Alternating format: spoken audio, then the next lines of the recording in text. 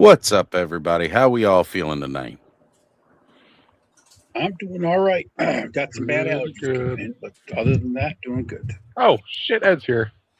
What's up, Yeah, Hi, Ed? Ed. he popped in while we was going live. So I forget that Bud and Mark wouldn't be able to see that when you slipped in just as we were going live. I Surprise! noticed it. I got the pop as soon as it was. I was like, "All right, Ed's here. Cool, cool." Guys, going live a little bit late. Not really late for our show, but late. No, Well, no 10 announcement. minutes later than we usually go late. Right? No announcements, no promotion, nothing. I went out last night, slept over at my buddy's house, had a good time just chilling, was waiting to hear from Ziggy today. And Ziggy unfortunately never came over to pick me up today for us to go out and do our normal thing, where we'll go on like a little toy hunt, check stuff out. He never hit me up, or he when he finally did hit me up, he said, "Hey, sorry, gonna have to skip lunch today." Um, Earlier this week, Ziggy's mom had a bit of an accident. She slipped and fell down the stairs, and Mhm. she has an open fracture with a dislocated ankle. And if you're wondering what an open fracture is, that means there's an open wound where the bone came out. So all that gets exposed. Um, so she's been in a hospital for the last couple of days, had to have surgery early yesterday morning. Um, Ziggy and his brother Charlie went to go visit her today, and that's why I didn't go out with Ziggy. But we're all hoping for the best for her. Hopefully, all the surgery went well. I know tomorrow I'll probably get a rundown from Ziggy about everything because I'm definitely going to bug the shit out of him for it. So, yeah, I'm not just going to leave him hanging out there. But Ziggy, if you tune in at all tonight, just know we're sending our best out to your mom for speedy recovery. Hope she's feeling better. But with that being said, it gave a unique opportunity because there was part of today that was like, I don't know if I'm going to end up being able to get home on time, do the show or anything like that, or if I'll just stay over another night. And then finally, I was like, nah, you know what? I'm gonna do it. I'm gonna go home. We're gonna do the show tonight. Um, but I didn't make any posts or anything. And I was like, this will be interesting to see how many people actually show up to watch the show tonight. There was no thumbnail, no post. These guys know they got the link about like 10 minutes before I was like, all right, guys, we'll be kind of going live shortly here just to see, who shows up Unusual. tonight. So it's kind of neat to see who all is here. I mean, really, if you guys don't have the notification bell hit up, it's not too hard to figure out. We always go live around the same time every Saturday night. I did have uh one person asked me if there was a clubhouse tonight, and then shortly before we were going live, I know our friend Anryu asked if we were going live tomorrow because I accidentally scheduled it for tomorrow. Whoops. Well, you know what it is when you do StreamYard, like it'll be, when you schedule, it'll do like, all right, are you scheduling this? And it'll be like 2 hours from whenever you're Yeah. actually logging on to schedule it. So 2 hours for me scheduling this would have put us past midnight, which is why the date was for tomorrow and not today. Fun things with StreamYard. So I was able to fix it and edit it. Um, yeah, but we're here live. We were talking about, I know Mark and I were talking about some world building elements. And I think, there'd be another good topic to dive in a little bit tonight. I know, like, we've talked a lot about world building over the last couple of weeks and stuff like that. But I think it's also a very good topic to cover where to go if you don't have the skills yourself, maybe if you want to get some built pieces and things of that nature. And of course, we can talk about why there are going to be so few of us on screen tonight because we're missing quite a few members. Motuniverse done stole them all. Mm-hmm. Stole all the clubhouse people tonight. Cobb's out there, Kenny's out there. Thanos was going last I remember. He was going to be there. Just so many of us are hanging out and enjoying Motooniverse today. Alan is there. He says he's already got a haul. I had to tell him, you got to pace yourself, buddy. It's 2 days. 2 days. I know Eternia Dreams actually made the trip West Coast. He didn't do his usual like pop-up store for the parking lot that he'll normally do at a convention because he's able to do that. He has a mobile storefront. He just literally like rebuilt the store and he filled it with basically just Masters of the Universe stuff. Because I mean, you already know this con's catered to that crowd specifically. So if you want to move some of that product, it's a good place to bring it. And Alan, who runs Eternia Dreams, last night posted on his Facebook, he had the Leo Faker, and for people in the know who knows what that is, that was a India variant of Faker where he had like almost like it looked like black goggles on around his eyes. And it was also the only version of Faker that came with Skeletor's skirt, because it always had Skeletor's top armor, but he never came with the skirt in orange, and it came with the Havoc staff in orange, as opposed to just the American version of Faker that only came with a power sword in orange. So he had that. That is quite the grail for a lot of collectors. And he posted that last night before the show was even started.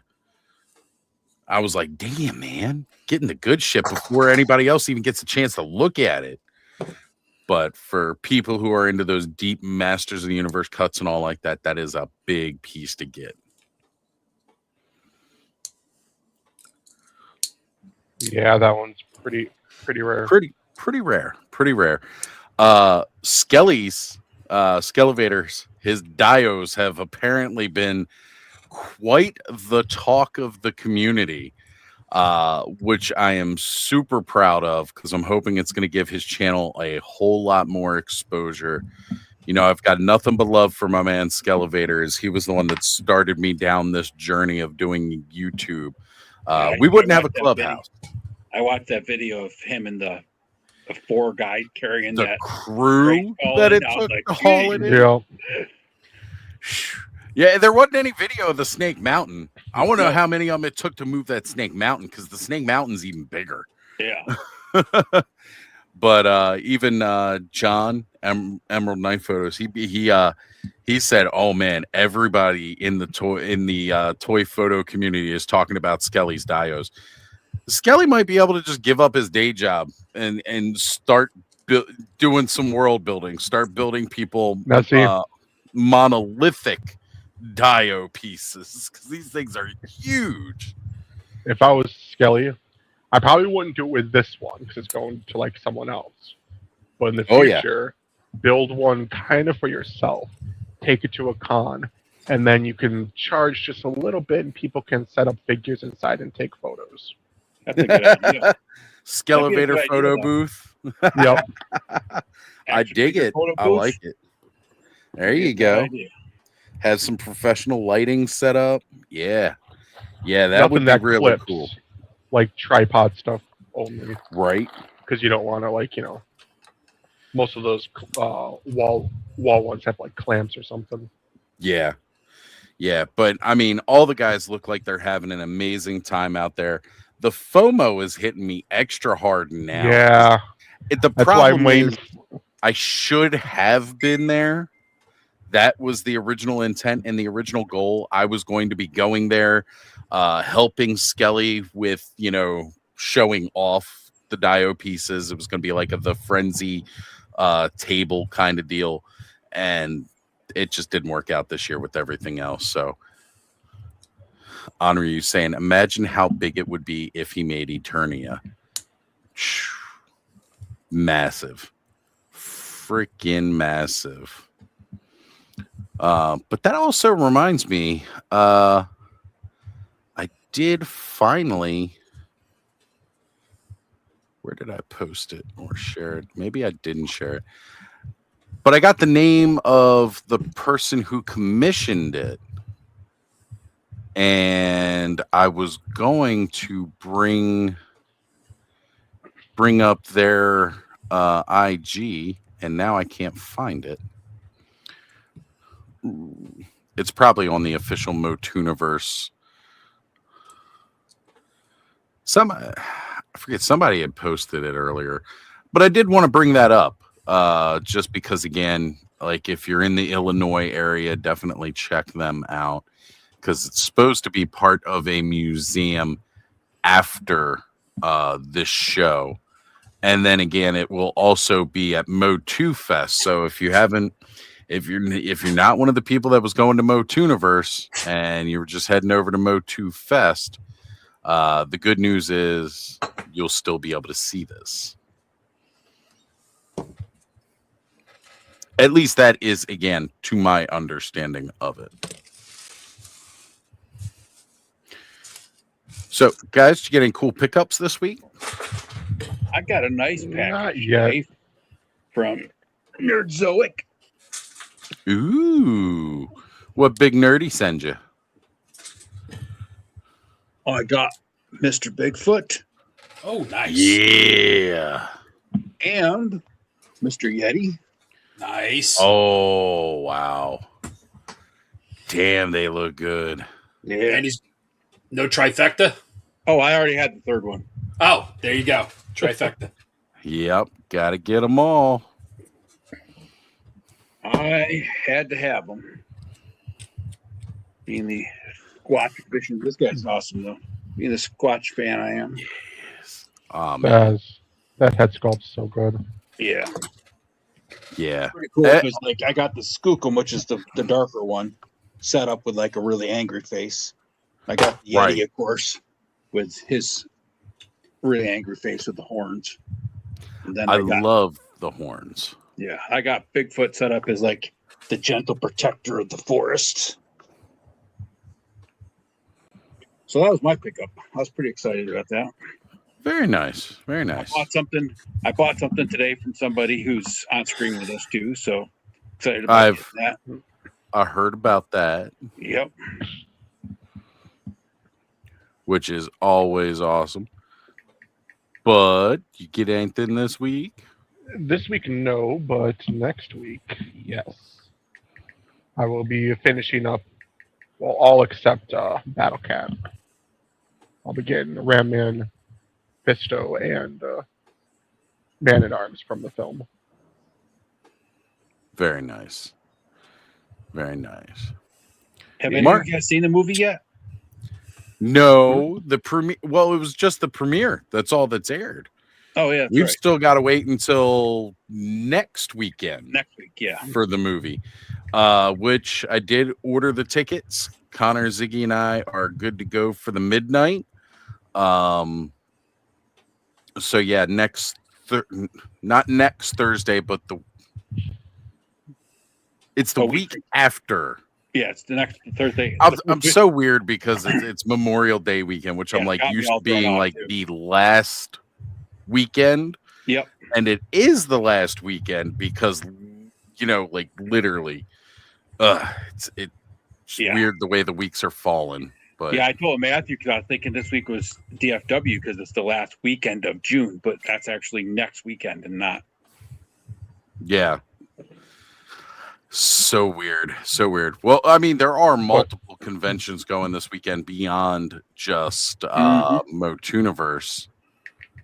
I know we also have MomoCon this weekend. That's where the Four Horsemen are. MomoCon. MomoCon. And honestly, they look like they're having a really good time too. I was looking at what they've been stocking and I was like, damn, kind of wish all these great conventions and I'm not at any of them.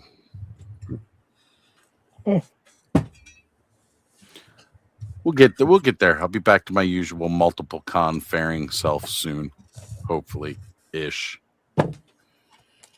So I did end up giving my Triclops a dark wash. Nice. Very cool. Oh, that came out good. Yeah, it did. Yeah, that looks great. Mm-hmm. Again, it's not like Mattel's not sculpting a lot of detail in their toys. They got a lot of detail in there. They just seem to forget how to highlight that detail. Yeah. Yeah, I I even went watched in the and dry Robos. brushed some. Oh, sorry, go ahead. go ahead, bud. I was gonna say I dry brushed some silver, so it looked like he had like a scratches and like wear and tear. Yep. Very Yeah, that came subtle. out Along really with subtly did some copper into the straps on the boots and the plates. The Very chainmail nice. looks great with the wash Yeah. or whatever's Well- underneath his chest armor there. Yeah, it's chain. Again, kind of it's chainmail. it's one of those things that just builds that world out a little bit more, makes it look a little more lived in. You know, these guys are supposed to be warriors, so why And for would those all that of didn't their see- armor is not pristine? Yeah. What I ended up doing my Skeletor.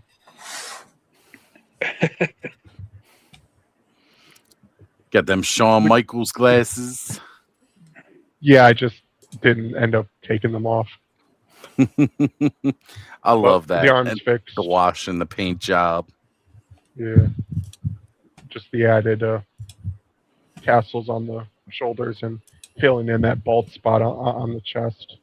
That was, I don't know, those were the two things that were like bugging me the most. Was the little like blue patch on his chest, and then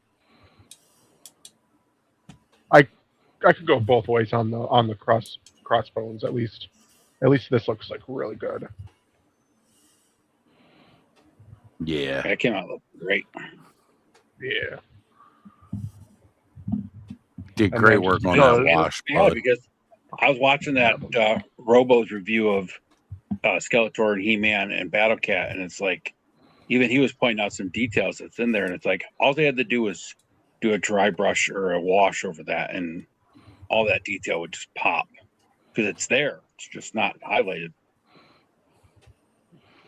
Yeah, it's not like they didn't have to do, a whole lot to really bring it out. No. And it just feels like that was a total missed opportunity. That's all right. That's why we got guys like Bud who can just show us what Yeah. it should look like. Mm-hmm. That's true. That's true. But Yeah, you I do got a some plans. really good job. Really No, and I good. can't wait to get the Battle Cat. That armor, I'm gonna have fun. I was watching somebody paint it up earlier today. They used a wash, made it look like it was weathered leather. They painted Yeah. all the straps a little bit more brown, and then all the rings and stuff they painted up. And I was like, Yeah, I'm gonna do dark Damn, red, that looks brown, so and much then better. gold. So it's gonna be like dark red to shade it, along with wash, then Right. brown for the darkest, like for the kind of like a dirtied, weathered look, and then I'm gonna lightly dry brush some gold at the very like top, at the, like on the toppest layer. right. So it looks like that's like the grind's been like wiped away. You can slowly start to see the gold under it because there's so many sculpted little things on that saddle designs and stuff. Well, and one of the fun things about this is seeing comments like what Troy's posted here. It says, I ordered the King Grayskull Deluxe Chronicles. I Now- need to get that one too. For those of you that don't know, Troy mostly collects Star Wars, sci-fi. When he joined us the other weekend, when he was trying to join but was having the audio issues, like his entire basement around us, you may have seen before if you watch the show regularly. Troy has been on with us before. Kind of gave us a walkthrough of his basement. It's more like I should actually just call it a playroom, because the things like wall-to-wall dioramas all the way around, and it makes it a very Star Wars sci-fi lived-in universe. And he's buying these Chronicles. He just got the Scareglow Alan helped hook him up with that. And then, not just getting the Scare Glow, but now he's ordered the King Gray skull. So, like, it's really cool to see people where it's not exactly what they normally collect, but it's looking so good. It's pulling people in, and that's something that always gets me. I love it when new people are getting into the stuff and they get to see it and kind of share that experience, that, see why people love it so much and find their own reasons to love it. It's really, really cool to see that. So I really get much in. I actually got this in last weekend. I just didn't open it because I figured I'd save it for this weekend. So I talked to Crash a couple weeks ago. I was talking with our friend Crash, and I was talking about liking the pets from G.I. Joe, and I was like, yeah, but I still need to get some pork bellies because I want to have my Warthog pack. So Crash ended up going on and finding like reasonably cheap Naga hide, brand new, and we basically split the cost of it, and he's going to send me the pork belly and the Yabo from it, and I've got, he'll have the Naga hide. So for me, then, because I was kind of looking at this and my phone heard me talking about it, it recommended, I found somebody on Mercari that was selling a pork belly for like $13. So I picked it up, and that came in. I just opened it up right now. Didn't show it live, but nice. I've got my first Warthog. Have a couple of Warthogs. Yeah, the only problem is I don't like the fact that they're all going to have that nose ring. So I'm just going to have to go in with some snips and snip those. Yeah, take them. Like, I don't mind if one of them has it. Like, that wouldn't matter to me too much. Yeah. But I would like to have, some without it. I don't want them all to look the same. But having a pack of wild boar, it's cool. Like, then you could take your action figures out for a hunt. Oh, shit. Did I just break it? I may have just broke it. No motherfucking way. His jaw looked like it was articulated. And then I went to go articulate it, and it came right off. It could pop back in. I don't know that it can. I can't see where it dropped to. Hold on a sec here, guys. I got just a thing in my pocket that'll fix it. Oh. Here you go. Yeah, the Craggle. I got something that'll fix it too. Oz is no longer allowed to play with toys on the clubhouse because apparently not. He burns them and breaks them every time. I'm raging against the toy machine. I'm gonna break them all down. Okay, no, I should be able to get that back in there. Okay. So I was looking inside his mouth. Let me see if I can get it to angle. It's like a little U shape.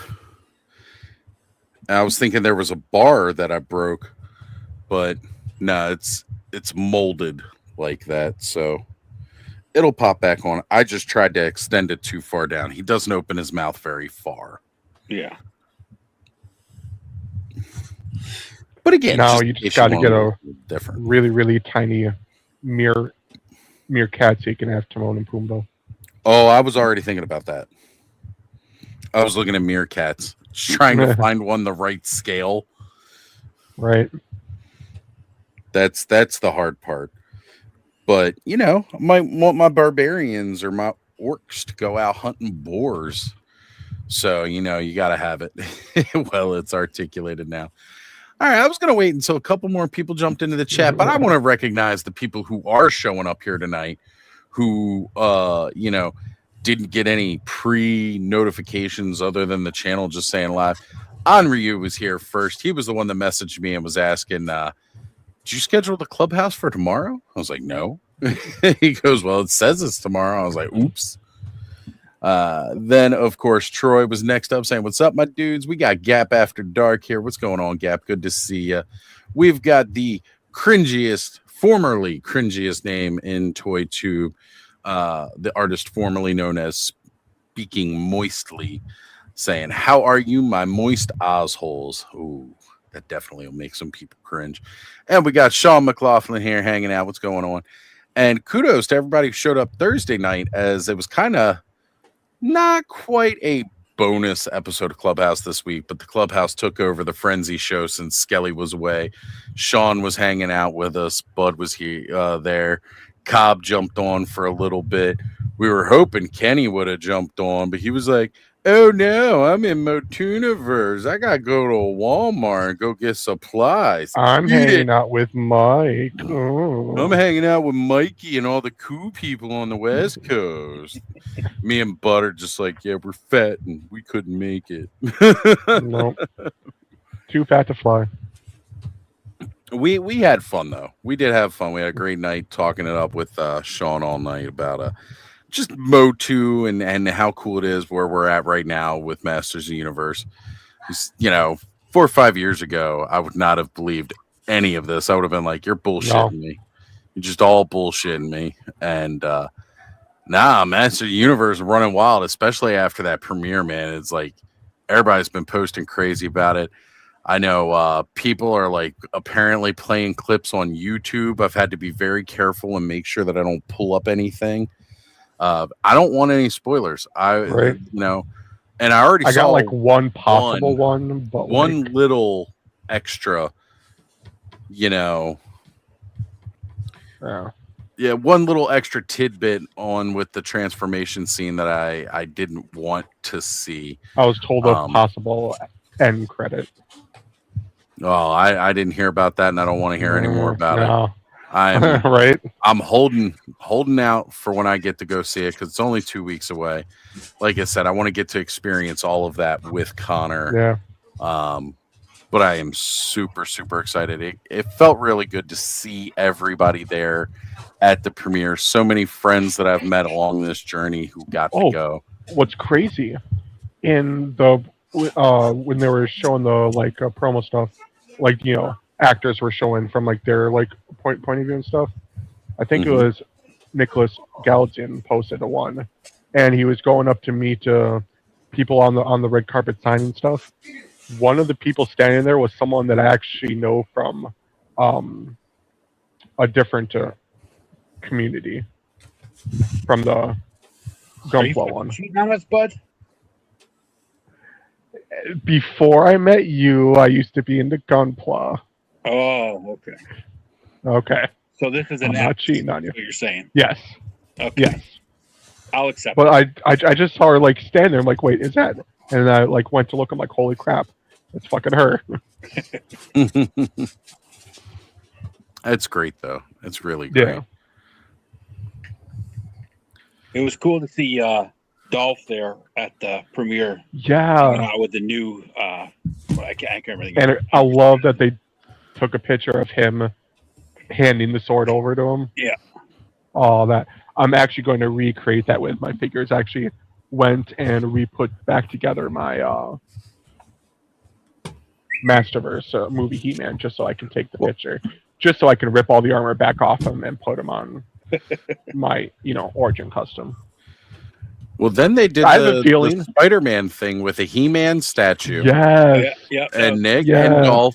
And then they superimposed it with the meme. They started doing the music video for the meme, where they put the animated face on the statue for a minute for the hey. I was like, yeah.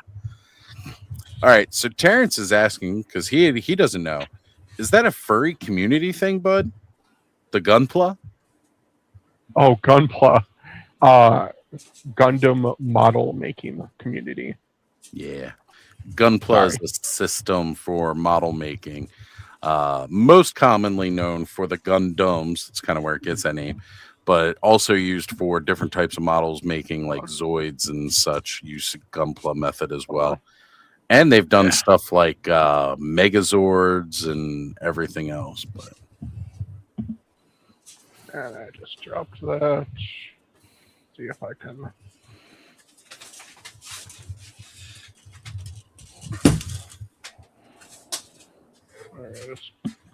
my master grade Isle Strike Gundam on this big ass. Oh, it's got a. I don't know what that is. Very, very dusty. But yes, I did used to build Gundams.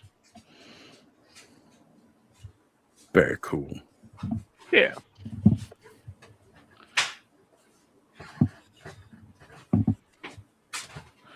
So I was trying to see again if I could find who it was that Skelly commissioned that piece for. Now I can't find it again. Damn it.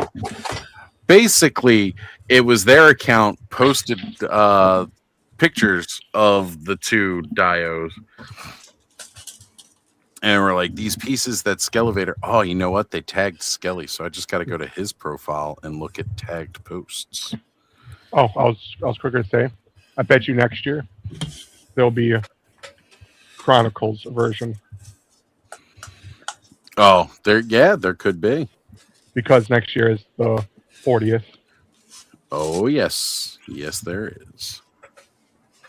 And they'll be done promoting the new film by then, so might as well pay homage to the old film. All right.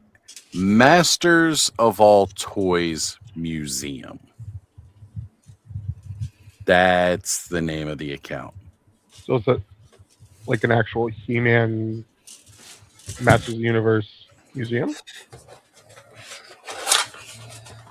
Here's the account right here. 25 plus years worth of collecting vintage toys on display for the public to see. Ah, Experience action figure nostalgia, 65 toy lines and counting.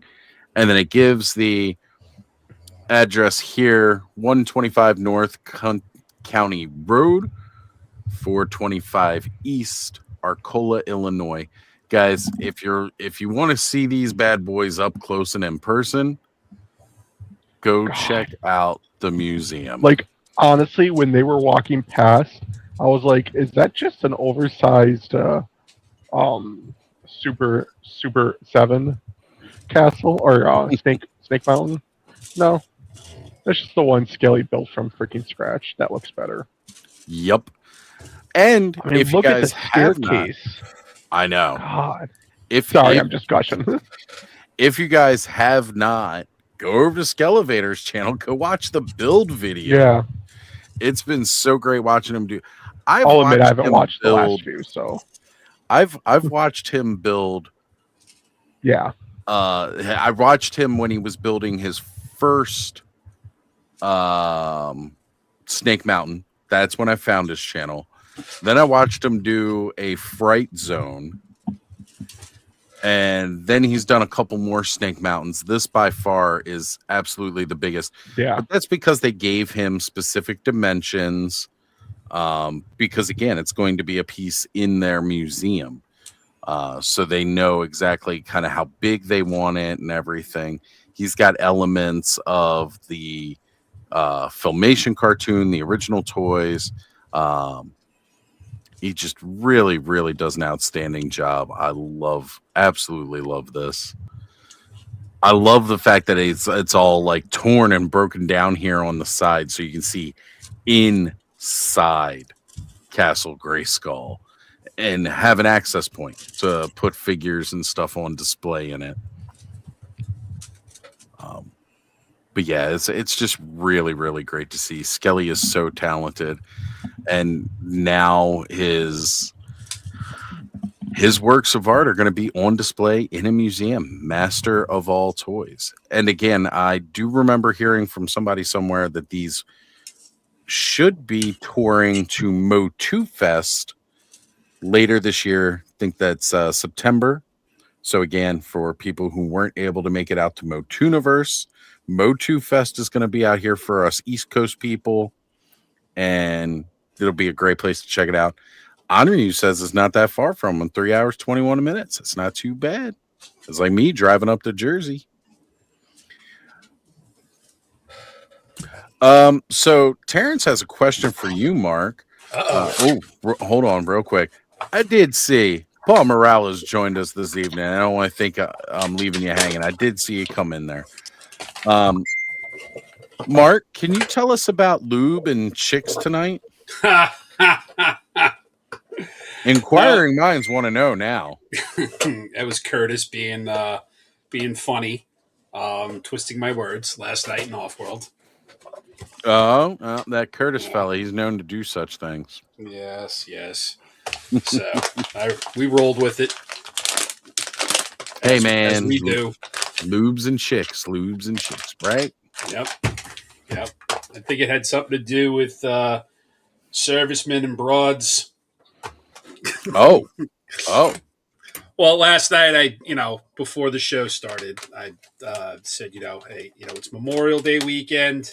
Before you have your hot dogs and your hamburgers and start drinking your beer, just bow your head and give a moment of silence and remember those servicemen who served abroad and gave their lives for the freedom that we enjoy today. Right? That's what Memorial Day is all about. And, Curtis being Curtis, he, whoa, you can't say broads, and went in that direction. He would. But it was all in fun. Yeah. So Brick is joining us. He's taken himself off screen and he's got himself on mute, but he was joining us because I believe we all know he is at Motuniverse. He is representing AWOC over there, as well as his brother's Imaginary Action Studios, from what I hear, right? Which, by the way, man, that stuff looks so freaking good. But Brick will be back with us momentarily. Oh, he's here. What's up, fellas? How you doing, Brick? I'm doing good. Dan ate some dinner real quick because I was starving, and I'm driving to Ted's place, which will take about an hour. So I figured I'd jump in and try and connect. But I'm in a rental. Well, I'm in a rental, and every time I turn on the engine, it wants to go to the speaker, and it's annoying. I'm trying to, because it'll feedback. But anyway, how are you guys doing? We are doing good, man. Doing good. Been super jealous of all you guys right now at Motuniverse. I got to tell you, the show looked busy. Like all the people, which for a brand new convention, I am so glad to see it. I mean, mind you, there's really happy history. for those guys. There's history there, which really, really helps. And people have been waiting, and that was evident just by how many people I was seeing today. Yeah. How many people were swinging by the booth for you? It was good. Yeah, it was actually really good. Much better than WonderCon. But it's a different kind of deal. Very, very toy centric crowd, and obviously, I think there's some natural appeal for AWOC and the show. So and Motu. Oh, definitely. So I think it worked out. That's good. I'm glad to see it. And again, Terrence was mentioning Rise of the Fifth Sun is there. You had their prototypes down as well, right? What's he talking about? What's Rise of the Fifth Sun? No. What? Haven't heard of these? Rise of the Fifth Sun? No, dude, it was crazy. It totally was there. I had like a little mini exhibit side table, totally separate. Okay. I had a little 2x3 foot table just for that, and man, definitely good attention. Lots of folks, right? Like the hidden was out, and it was good. I think that's why I was like, dude, we can't have a show in LA, and no representation of this line. And it was it's like people are like, what? Like, what is this thing? What? And a lot of people actually had seen some of it online. Good. And those that had were like, yeah, I'm waiting for it. When is it? Where is it? And so we'll see. I'm really happy for them. So were people pumped to see that representation of the Mexican culture with everything? Yeah, Mexican, and I appreciate the attempt. But yes, man, it's like Mexican. But yeah, on that note, no, I love that you name it like that, and other folks were, because it's like, Yeah, and I get it. We're gonna keep calling it Aztec as well because that's what folks know. But I think it's really cool. It's such a great opportunity to talk to people, and some of the folks were like, you're like, oh yeah, the Mexica stuff, and they're like, yeah, he knows. And I was like, I yeah, love dude. seeing it.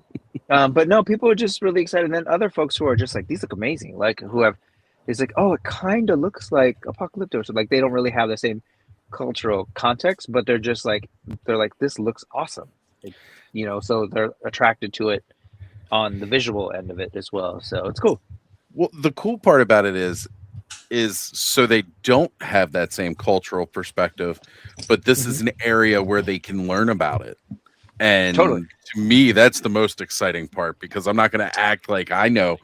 Again, yeah, I mean, who does? all Because of it's this been about kept it. from all I of us. only know so much, and this is a way for me to explore and learn more. And it's excited to see that and incorporate that within my other fantasy stuff as we build out worlds in our toy boxes. Totally. No, it's really fantastic. And like I was just saying, I didn't want to speak over you, but yeah, of course, many of us don't know because it was like literally kept from us and the understanding of it. So I think it's a great opportunity for Jason Rodriguez to kind of like share the stuff and him and the team. So I'm totally excited for it. AWOC, the other Jason, I think he's also similarly just got something really dope because people are like, what are these? And I've never seen this. And I start to go in about the story and people are just genuinely like, whoa, that's cool. I didn't know these existed. And we sold decently well. I got to see that guy. Met literally in person now. Is that Cobb? That is Cobb, right? Okay. Yeah, Cobb The Webb screen in is the like chat. maybe the size of a 2/4 wide. For some reason, on the I have to use a browser. For some reason, their app doesn't work, and so Okay. I'm zooming in, but the big red live 4319 is like the whole top half of the screen. So I see Bud beautifully, looking good, Bud, and I see about from here down of me, and then nothing else. So. Yeah, that sounds about right for using StreamYard on a fucking phone. It's terrible. I hate it. Yeah, it is. That's one of the main reasons I gave so many of you guys options for control, so that way when I go out on my smokes, because I can't really it's a crime that I pay this much and it's so hard to use it on a mobile device. Mm-hmm. But whatever, I definitely want to chat about it. I'm just going to try and figure out this thing so I can start driving. It'll take me about an hour to go. Let me mute and see if I can work it out and then start driving. Sure. I'll be back. All right. So we'll wait until we can get Brick back in because I did want to talk about his brother Ted's Imaginary Action Studios. We're going to bring those up. I was just talking with Mark. Guys, as you may know, Mark has been getting into some dio building. He's been sharing some projects with us over the past couple of weeks. He's been hard at work. He's stocked up on a shit ton of filament, folks, and he wants to get rid of it. Yes, so we are going to try to help him do that because I know I was just talking to him like, yeah, I'm looking at some different pieces. I definitely want to buy give you some business for some dio pieces, and then as well as Brick's brother Ted with his Imaginary Action Studios. And one of the things that I was asking him about is, Mark, I know you have the representation of your archway, and yes, this is actually Ed's. I said filament, and Dave is here. Dave's Dimension is here. Dave, let me know if you want to join us tonight, brother. I'll shoot you out a link. So this is exactly what he was printing for Ed. I was talking to him about this archway here. It says there a way for you to edit so that you can kind of make torch sconce holders, like kind of adapted. So we're just doing some ideas, throwing them in there. But basically, yeah. So this is a torch from Carver's Customs, folks. Again, another amazing. You may have all heard us call him before the Lord of Light, as he brings the light. But look at how good that looks, just kind of hanging on to that arch right there. And again, Carver's Customs is another amazing, great third-party 3D printer, Gyocraft prop builder, however you want to call it. And he makes those torches. He's made some brazers and stuff like that. And these are great. Yeah. They are really, really cool. So, oh, okay. Definitely. Cobb, if you can jump in. I'm still disappointed you didn't sleep in Skelly's Gray Skull and just stay for an extra day at Motuniverse. Punk. But, yeah, so anyway, just trying to figure out how to adapt that print so that it can hold the torches. And there we go. CarverCon coming to Newark, Ohio, July 11th. Guys, Couldn't you gotta just go make to this show. sculpt a hole in the thing, have a plug-in that's just a loop or something, Mark? Well, with Carver's, what I would have to do is, Or is his external? Is his power external? his is external. So the way he's got his run, and I'm not knocking him for it. They're better than what I could ever do. Yeah. It's, the lights inside the torch, and then the wire runs out and it comes out through the back and it goes down to a little battery compartment with a switch. Yeah. So I would actually have to cut this length out and extend it. I'd have to splice it. I'll have to engineer the model, put a hole here, and then a cylinder hole all the way down to the bottom with a cutout for the battery. Yeah, so you can reach the torch. Right, so I could thread the wire down, reach the torch, put it in place, and then you'd be able to mount the torch. These particular torches, you'd be able to mount them on the model. So the ones that Brick's brother makes. Right. Do you have yours there, Ed? Oh, he's removed himself instead of embiggening himself. Hold on. I got you, Ed. I got you. I'm inside. I can do it. So if you look, this is the one that Brick's brother makes. It's just right. So that's how he does it. Okay. So then I could Disney magic. I'm just kidding. I could probably engineer a protrusion to come out, like a horseshoe hook, where you could just put the torch in. Yep. And you know what? That would be great, because one of the other things, I'm going to share it here now because we had this up before we went live. I do not have any of his torches, so I don't know what dimensions or anything of that nature. Yeah, I'm sure they're all different too. I got the that second one in the green. This one. Yeah. Yes. So, yeah, Mark, what I'll probably end up doing then is when I place my order, I'll just go ahead and get them shipped to your address. Okay. That way you can get the dimensions to edit the file. Mm-hmm. So you just drop the torches in. But I like what you're going with that idea of that horseshoe holder.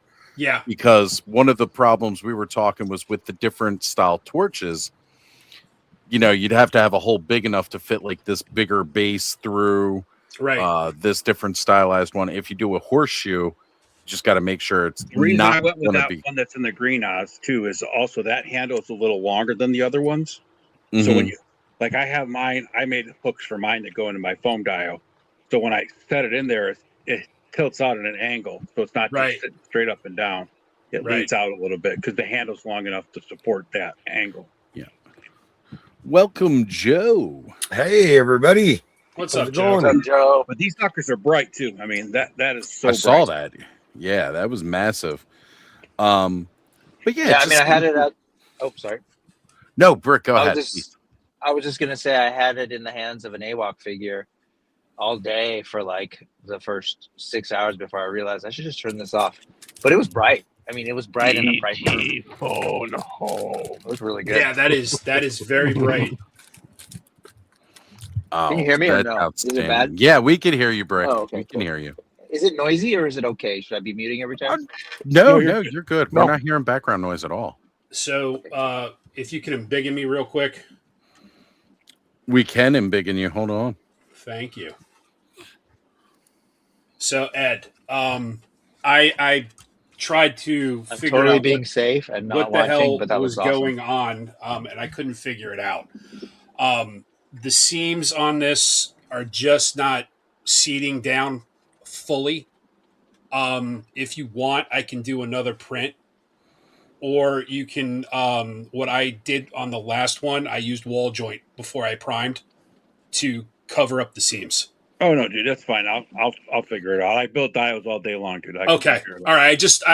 I didn't want to send it to you without you knowing. I appreciate the heads up for sure. Yeah, and That's give all you good. the opportunity if you wanted a different one. Oh, all Okay. good. Okay. All right. Ed's just gonna slap some mud and moss in there, and it'll look fine. Exactly. Well, here I'll show you.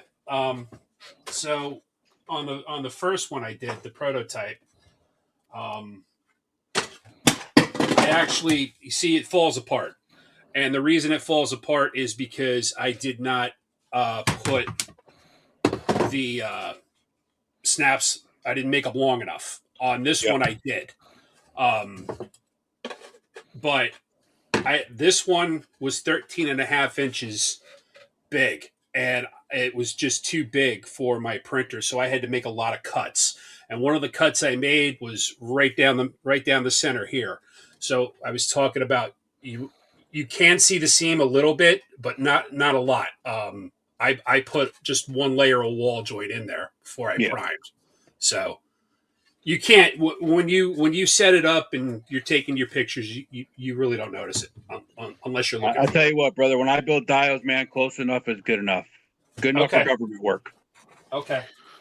I just want to make sure that you're happy with it. Oh, Dave is asking. Anything else, you'll never know that it was pieces. Okay. Dave is asking, is that regular PLA? This that one that I just showed, that was PLA. This one is PLA plus. It's a stronger material. It's halfway between PLA and PETG. So it's a lighter material as well than the regular PLA. I don't know why, but it is, and it's stronger, so it works. I've been doing all of my prints, these arches and these banner holders, in PLA plus. Actually, here, this would be a better example. Can it be a popcorn bucket? There. Terrence, I could make you a popcorn bucket, absolutely. Oh, that's freaking badass, dude. Yeah, this is for the banners. Yeah. So yeah, I've got a bunch of these flying out the door. It seems like everybody wants these. Gonna look pretty good on my Necronominus shelf. Actually, Joe, this one is yours. Yeah? This is the Right one. on. This one's yours. So It good. will look even better when it's sitting on Joe's shelf. yeah, Yes. and Joe's It'll also look great sitting on Joe's shelf. Joe's also getting one of these, Yeah. and he's going to also have a surprise in that box. Mark shitting in it. Oh, yeah, that's- no. Yeah. No, I, maybe Curtis's box, It's just but a not pretty Joe. bottle of his shit. That's it. No, Curtis doesn't shit in your box. He puts all of his custom trash in it and sends it to you. Curtis. Send me a whole box of old vintage Motu stuff. He just got tired of customizing. Well, I don't even collect vintage. I was supposed to get a box from him yesterday, and the post office is just dicking me around. It's going all up and down the East Coast. Oh, gotta love when that crap happens. Right. Thursday night, I'm looking, I'm checking because he got my pack. So, the Lizard Wizard, Vernalis Arden Scale. You told me it was at BBTS, and then Curtis was like, "Hey, I've got one. What do you got to trade?" So I was like, "Whoa, you know what? Let's see if I can trade before I spend money."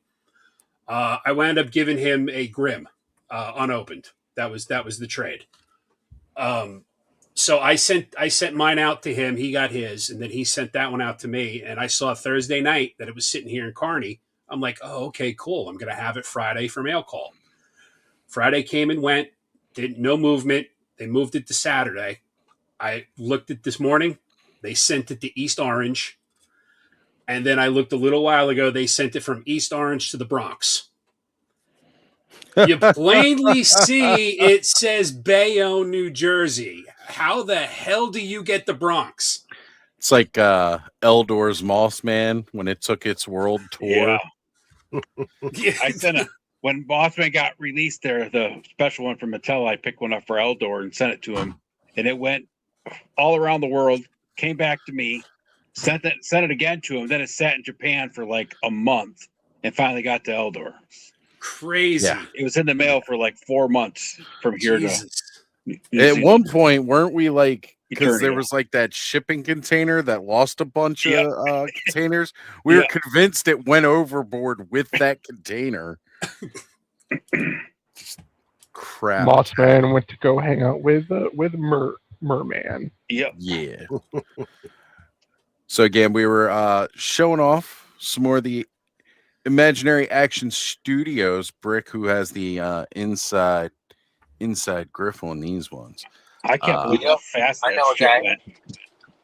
went. I went to the site and the Dwarven Throne sold out already, and I missed out again. Yep. Wow. Too Dude, many people like okay. dwarves. They're holding me up. Hey, Did you all take see long. the? Well, he's obviously going to make more. Right. And you guys can hear me Yeah. okay, right? Yeah, Yeah, we yeah. can hear you fine, Brick. Okay. For some reason, I can't hear Mark. Like, I can hear everybody talking. So like, this is weird silences, and then Apple everyone device. responding. Yep. Yeah, is that what it is? Yeah. Yep. Oh, I just Okay. That's figured you okay. were I'm not important enough to be heard anyway. ignoring Mark. It's not super uncommon. So. No, Oh, not at all. well, so sorry, I'm Mark. kidding, if Mark, there I'm was kidding. anything coming. But are I you? will say, I don't know. Yes. Did you see Ted's? Yeah. Okay. So you saw it. I'm sharing it right now. Yeah. That was crazy. It was like one awesome dude who grabbed a bunch of stuff, and Yeah. I was like, dude, hit him up and ask him what his deal is, because he's obviously, he's doing well. Well, Yeah, I think it's apparently, right. I think the order was Casual's killer. So might have Oh, to you know go who it check out is. this guy. Well, he's the one who said also thank you. Oh, So he I'm guessing responded. it was his order. Let's go give him a follow and see what he's got going on real quick, I since think he it- plays that big order.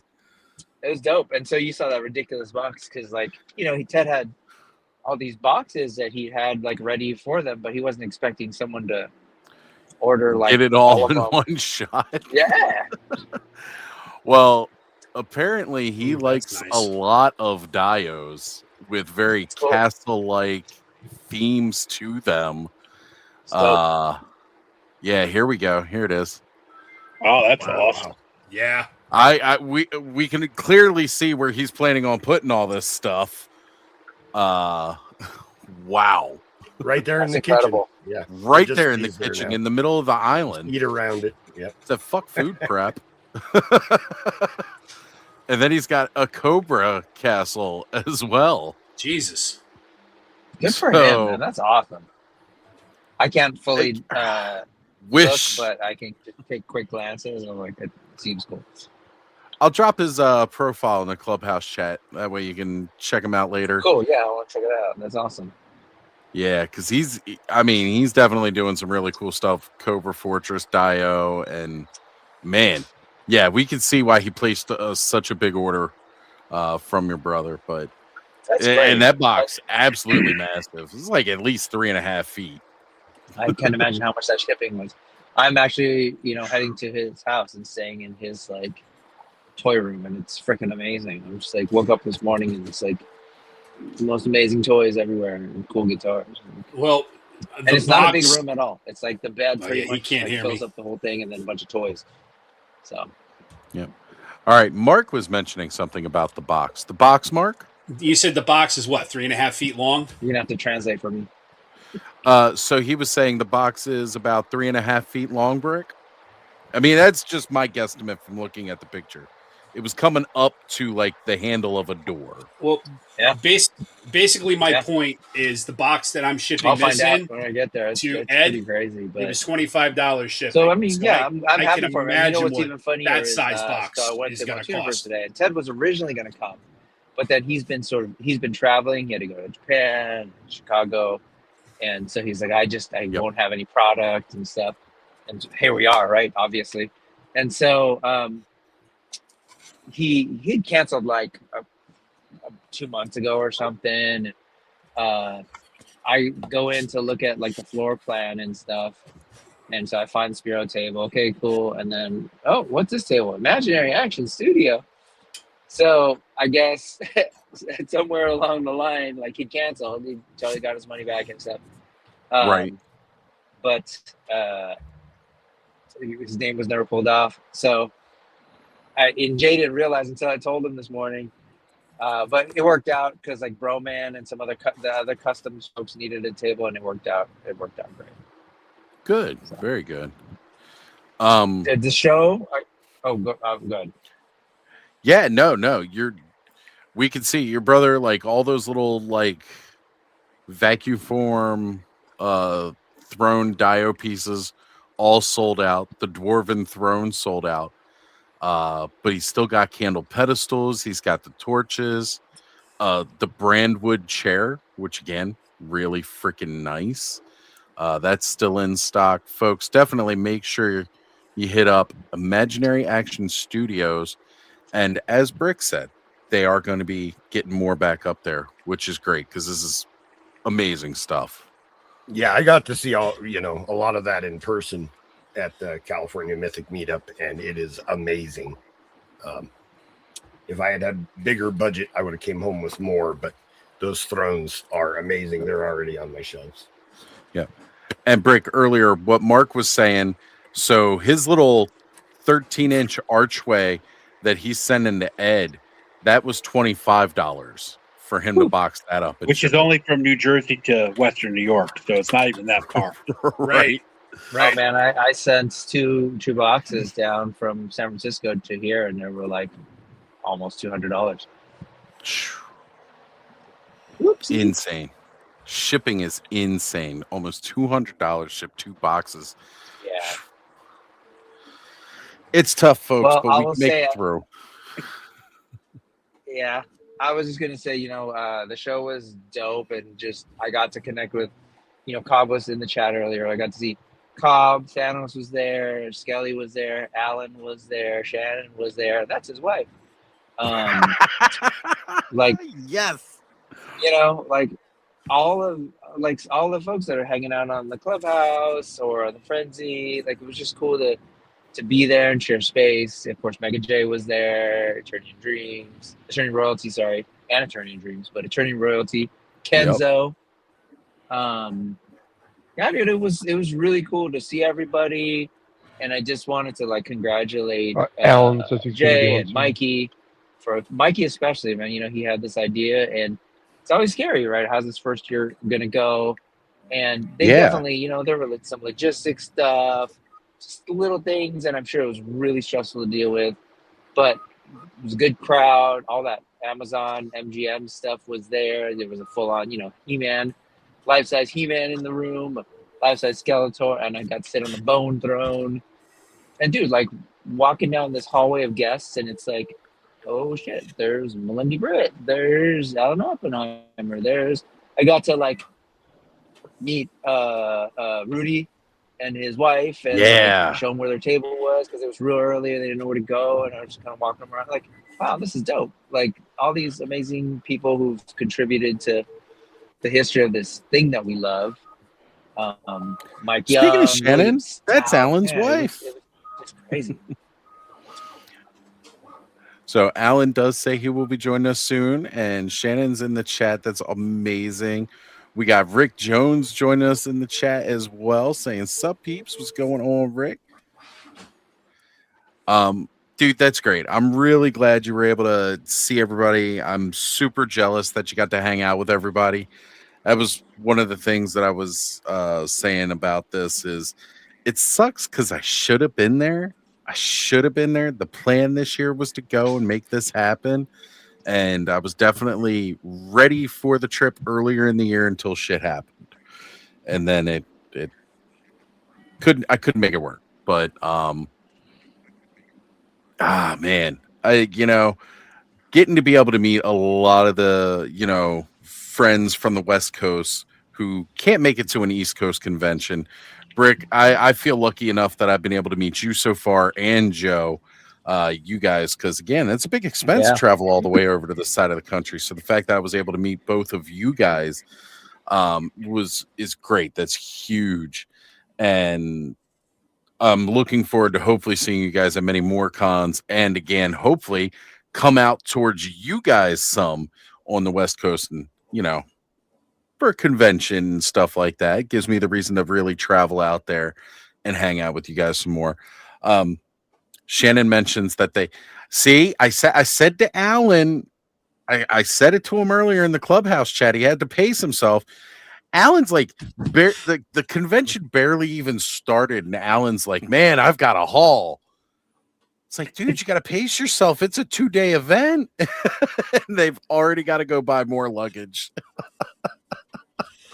I mean, it really is like, I think for a lot of people, like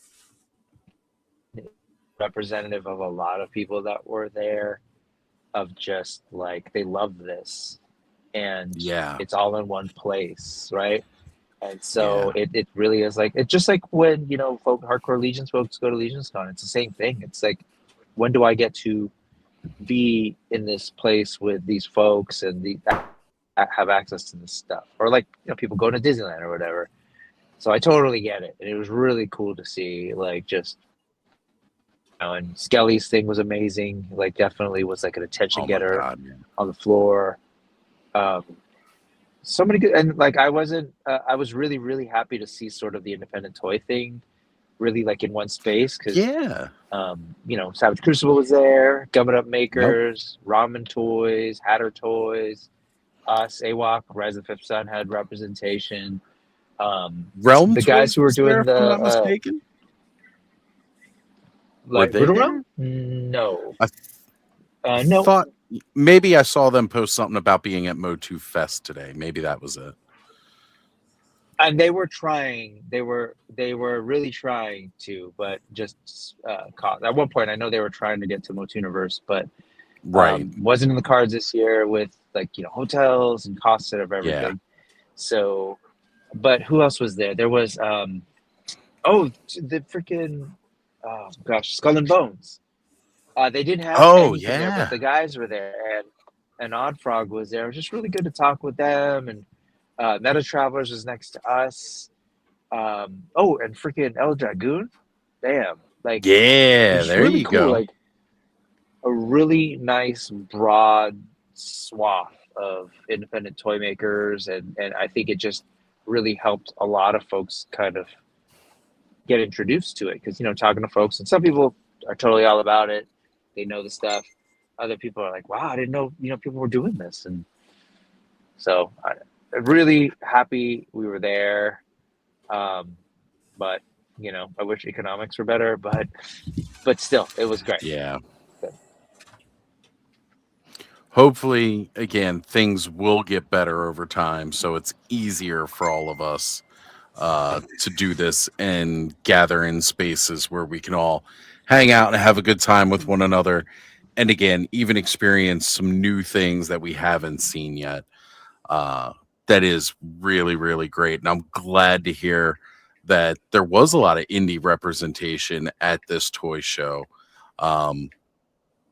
Not that it needs to be, because it is a Motu-centric show, but a lot of this stuff plays well with one another. And the guys from Odd Frog and Shadow Nose Network, I know they were showing some stuff off. Shadow Nose Network. The Shadow like Nose Network. And I just learned today that those are also the guys doing Skull and Bones. So one of or two of the guys I think are involved. So I was like, oh, that's really cool. And to your point, I know you said like it doesn't need to be, but I would actually say it kind of does, in that Masters of the Universe really kind of just like kicked us off in terms of this fantasy toy thing Yeah. that I think there's something about Masters of the Universe where it is kind of a catch-all property. You've got a cowboy in it, you've got anthropomorphic dudes in it, you got metal skeletons and sci-fi aliens with 4 legs, and you've got You it got all kind of in robots. one thing, right? And it's just like I think there's something about that if you're into that, it just makes sense in my mind for you to go like, oh, Savage Crucible, those are dope. That reminds me of He-Man. The sword's great. And then you're like, oh, Dragoon. Like, it's like a superhero take on wrestling. Like, how cool is that? And obviously, there's a huge overlap between Masters Universe and wrestling, Yeah. given all the WWE stuff. Like, I don't know. It's really interesting to me. Kind of get my head wrapped around it. And the dudes from talking about it, just like the nature of fantasy versus, say, other genres. There's a little bit of a built-in open-mindedness, even though, of course, there's always a little bit of tribalism. But it's like you got to be pretty damn open-minded if you're going to accept, again, that there's a cowboy chilling next to a barbarian flying on a rocket sled. It's just like Right. you're right. kind of open to a lot of things. Yeah, you definitely, it does open up that space, and like you said, it exactly is that it was a catch-all for everything. And that is one of those things that I love about Motu, because there is a little something for everybody in there. Guys, at this point, Ed, I am gonna turn the controls over to you, my friend. I need to go get coffee because I actually didn't get any poured before we went live because of how poorly I just decided to jump on and go streaming tonight. Which, mind you, That's actually why I was a little late. The fact that we've got 23 people watching tonight, guys, make sure you hit that like button and subscribe to continue to see and talk about all these amazing new fun toys that we are. It's everywhere right now, right? Like there's so much good stuff coming from third-party creators, independent toy companies, really amazing stuff coming out of the original guys that got us into toy collecting, such as Hasbro and Mattel, by blessing our childhoods with all the really cool and amazing toys that they've been feeding us for 50 plus years for some. Absolutely outstanding. All right, I will be back momentarily. All right.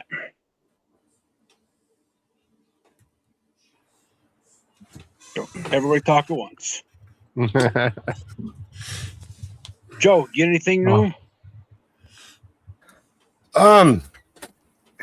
Did I don't think, no, I haven't, but I'm playing with something that I've had for a while that I didn't, I haven't gotten the chance to mess with. So I got these soft goods off of eBay. Ooh. And nice. Throwing them on my, My action figure armory? yes. Yep. Death in Plastic. Yep. I saw them. I got the whole set of all of them because I bought 12 Silver Knights. So, Why not? Deck of them out. So yeah. They look great. That's pretty cool. They do. I was on the fence about getting those. Not anymore.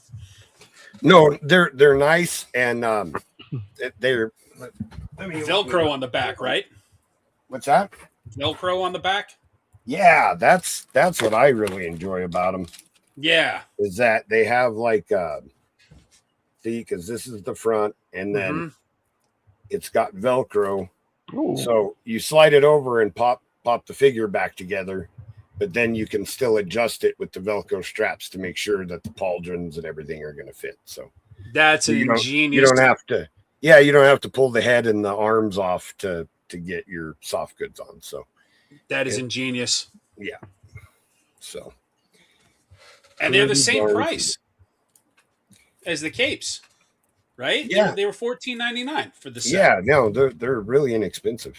For sure, and it has the loin piece and everything. So I got to grab some more Silver Knights, but yeah, I bought the full set, so they're pretty cool. How many were in the set? 6, was it? Or 8? I think. Well, okay, not the full set because I didn't get the blank ones. I only got the ones with that were monogrammed.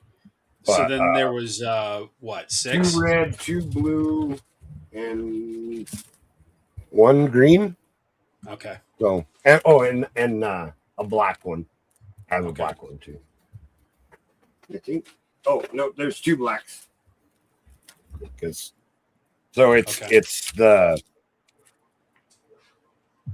eagle and the lion are the ones for the black, red, and blue, and then the green one has a tree on it.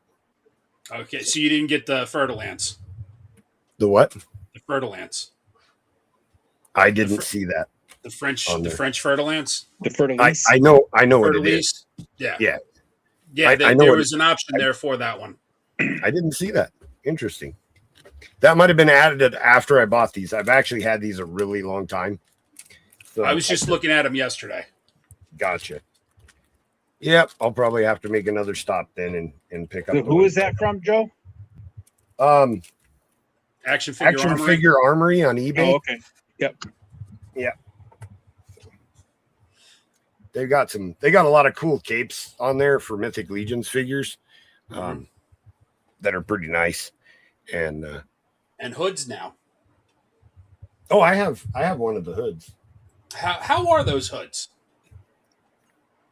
Let me grab one and I'll show.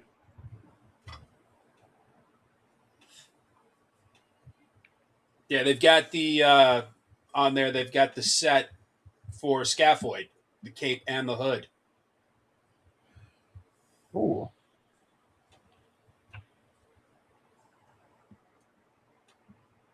What are you playing with, Bud? Triclops' rifle. I'm trying to get him to hold it. Just pose talking right about and that gun keeps Scaphoid. popping out. Yeah, that looks good.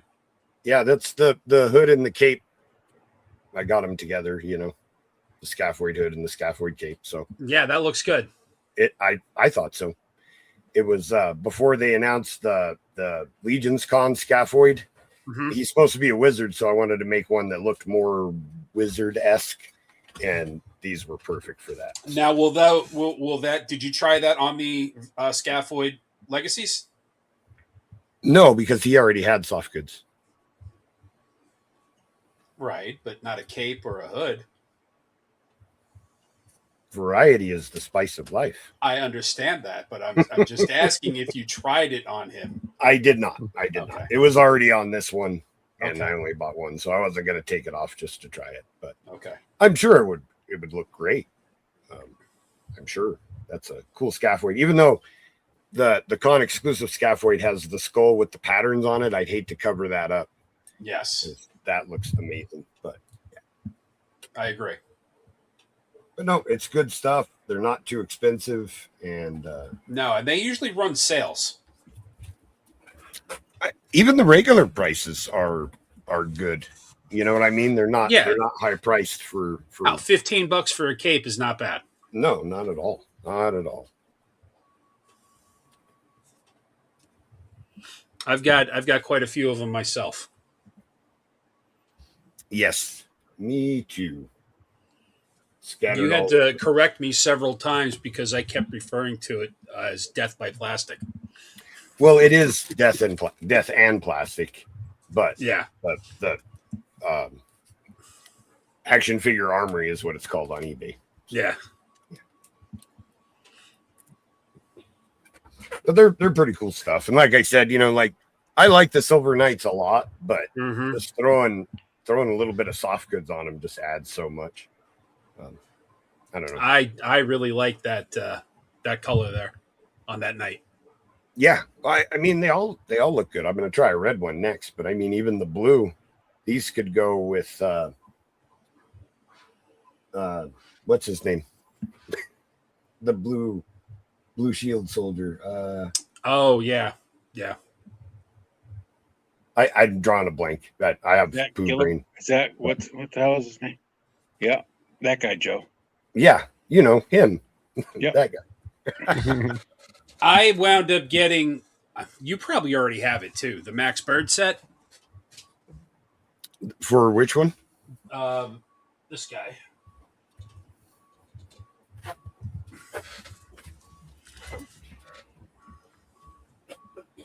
Oh yeah, I put that one on my Valiant night. One Okay. of my Valiant nights. Yeah, I got this one. And I got the blue one. Yeah. Me too. Yeah. Yeah, they went on Valiant night. Otho, that's his name. Haha. Thanks, Terrence. That's all you Yeah, keep me thanks, around. Terrence. Yeah, but I was looking at those, and I was like, I was taken aback with those Velcro straps. I was like, wow, you don't have to futz around with the holes anymore with the pauldrons. I was like, that is pretty smart. Yeah, no, they're really well done. And let me grab my night with the black ones on real quick. I'll be right back.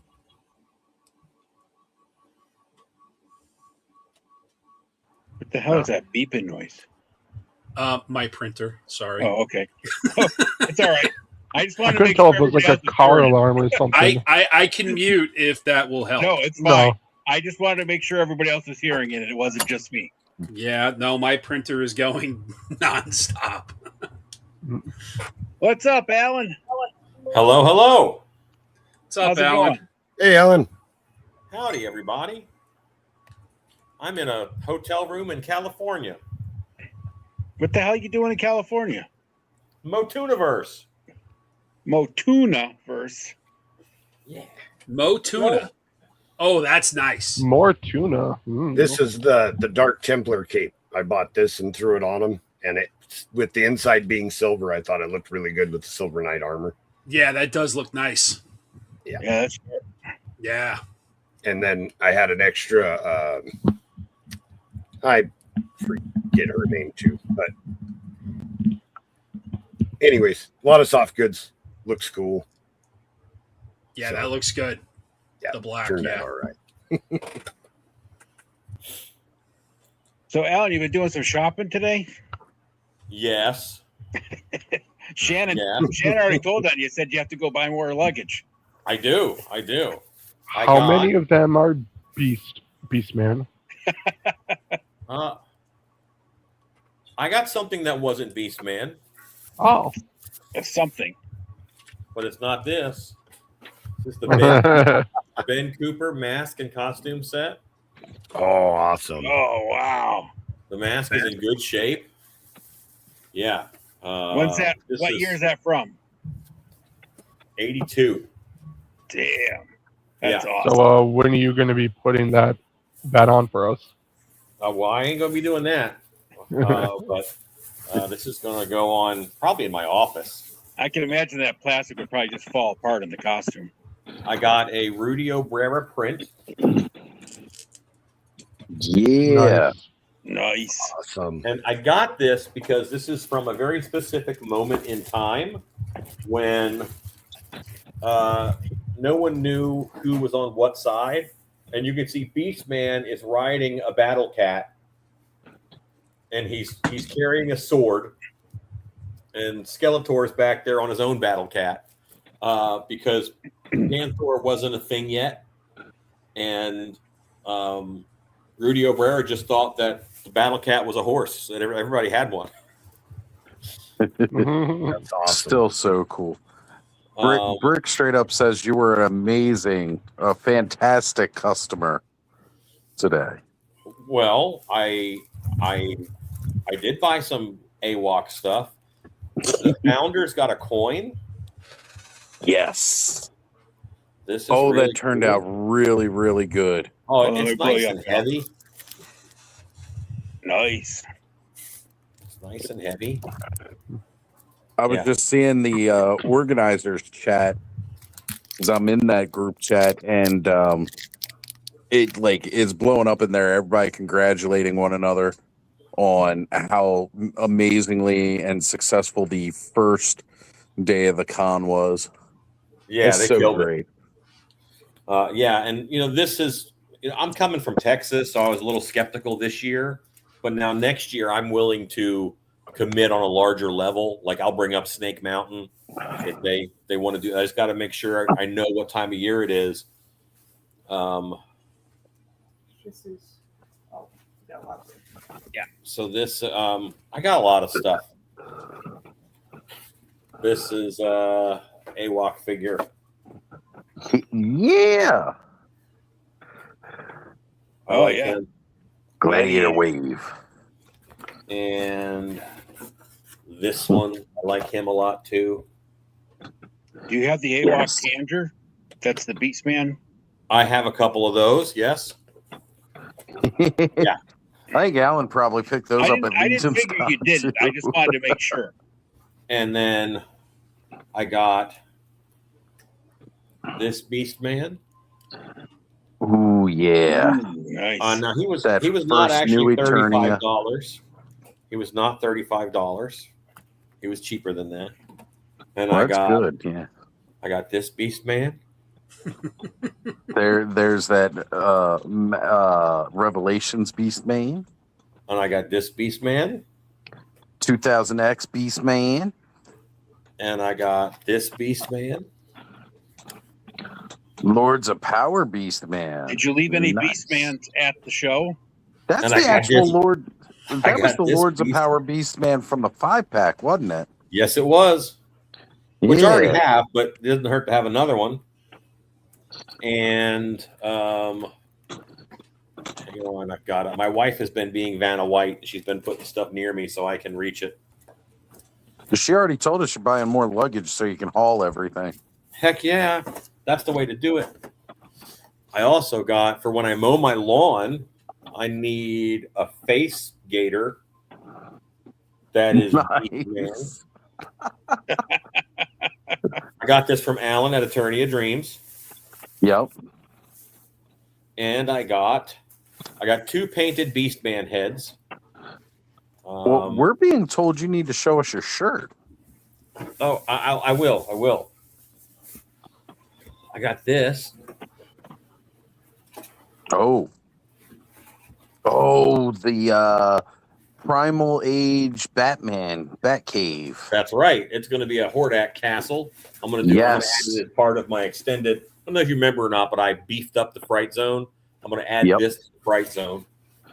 You know, right before Origins started, like a year or two before Origins started, this thing was going for $20 on clearance at Target. Yeah. And I didn't pick it up. And I'd seen one there. And then by the time Origins started coming out and I was looking for it again, that price had spiked up drastically again. Yeah, Like, it was over $80 $100. reliably on eBay. $80. Yeah. Oh man, look at them. That one right there. I love that. Yeah, I like these guys a lot too. Is that why you got the new Basterverse bucks to put them on? Sure. I'll put them on something. I got a movie poster.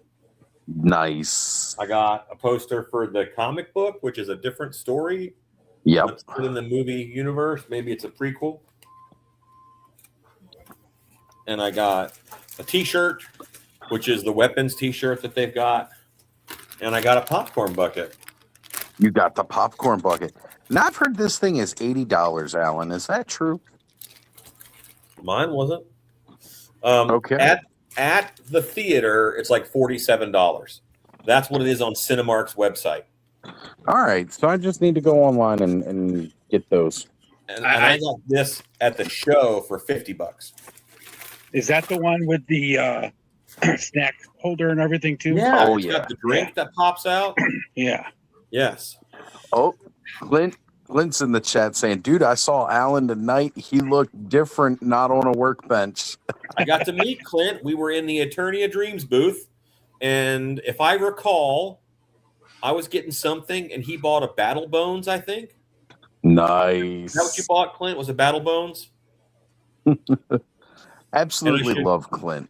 Shannon wants you to see this shirt. Oh, or Brick wants you to see it. Skeletor in the streets, Beastman in the sheets. There we go. Yeah. Yeah. Woohoo. Got the Havoc staff and a little whip. And the whip. Yeah. And the whip. Woo. Well, yeah. So I'm digging, Alan. Yeah, that's most of what I got today. Did you get a chance to see Skelly at all while you were there? You know what? The reason why I'm late getting on the show is I had dinner with Skelly. Me and Shannon and Skelly and Jules and James. Who James is the guy who bought or commissioned the Gray Skull and Snake Mountain. And had a good talk at dinner. And Jules does Skelly's music on his YouTube channel. Nice. So nice. It was great, and very proud of Skelly. His pieces look amazing. Oh man, they are getting a lot of attention. I'm really hoping that it helps grow his channel. He said that the whole project has been growing his channel pretty well. Good. Yeah, I mean, Skelly deserves it, man. The work he does is so amazing. I did pull up the IG account of, you said his name is James, the guy who commissioned it, right? Yeah. So I pulled up his IG account earlier because I thought it was just the same picture I had seen previously, but I noticed I hadn't liked it, and then I saw it was from a different account, and they said, we just got these commissioned from Skelevator. I was like, oh, this is the guy. All right, and Clint says true. He did buy the Battle Bones. Okay, good deal. So, that's really exciting because he's got his address right there. The IG account is of the Toy Museum, not like a personal one. So it's really, really cool to have that. That way it gets the address out there. Hopefully that'll get some more eyes on it from people watching this channel too, getting a chance to check that out because that's exciting. That is overall exciting. What's going on, Gaz?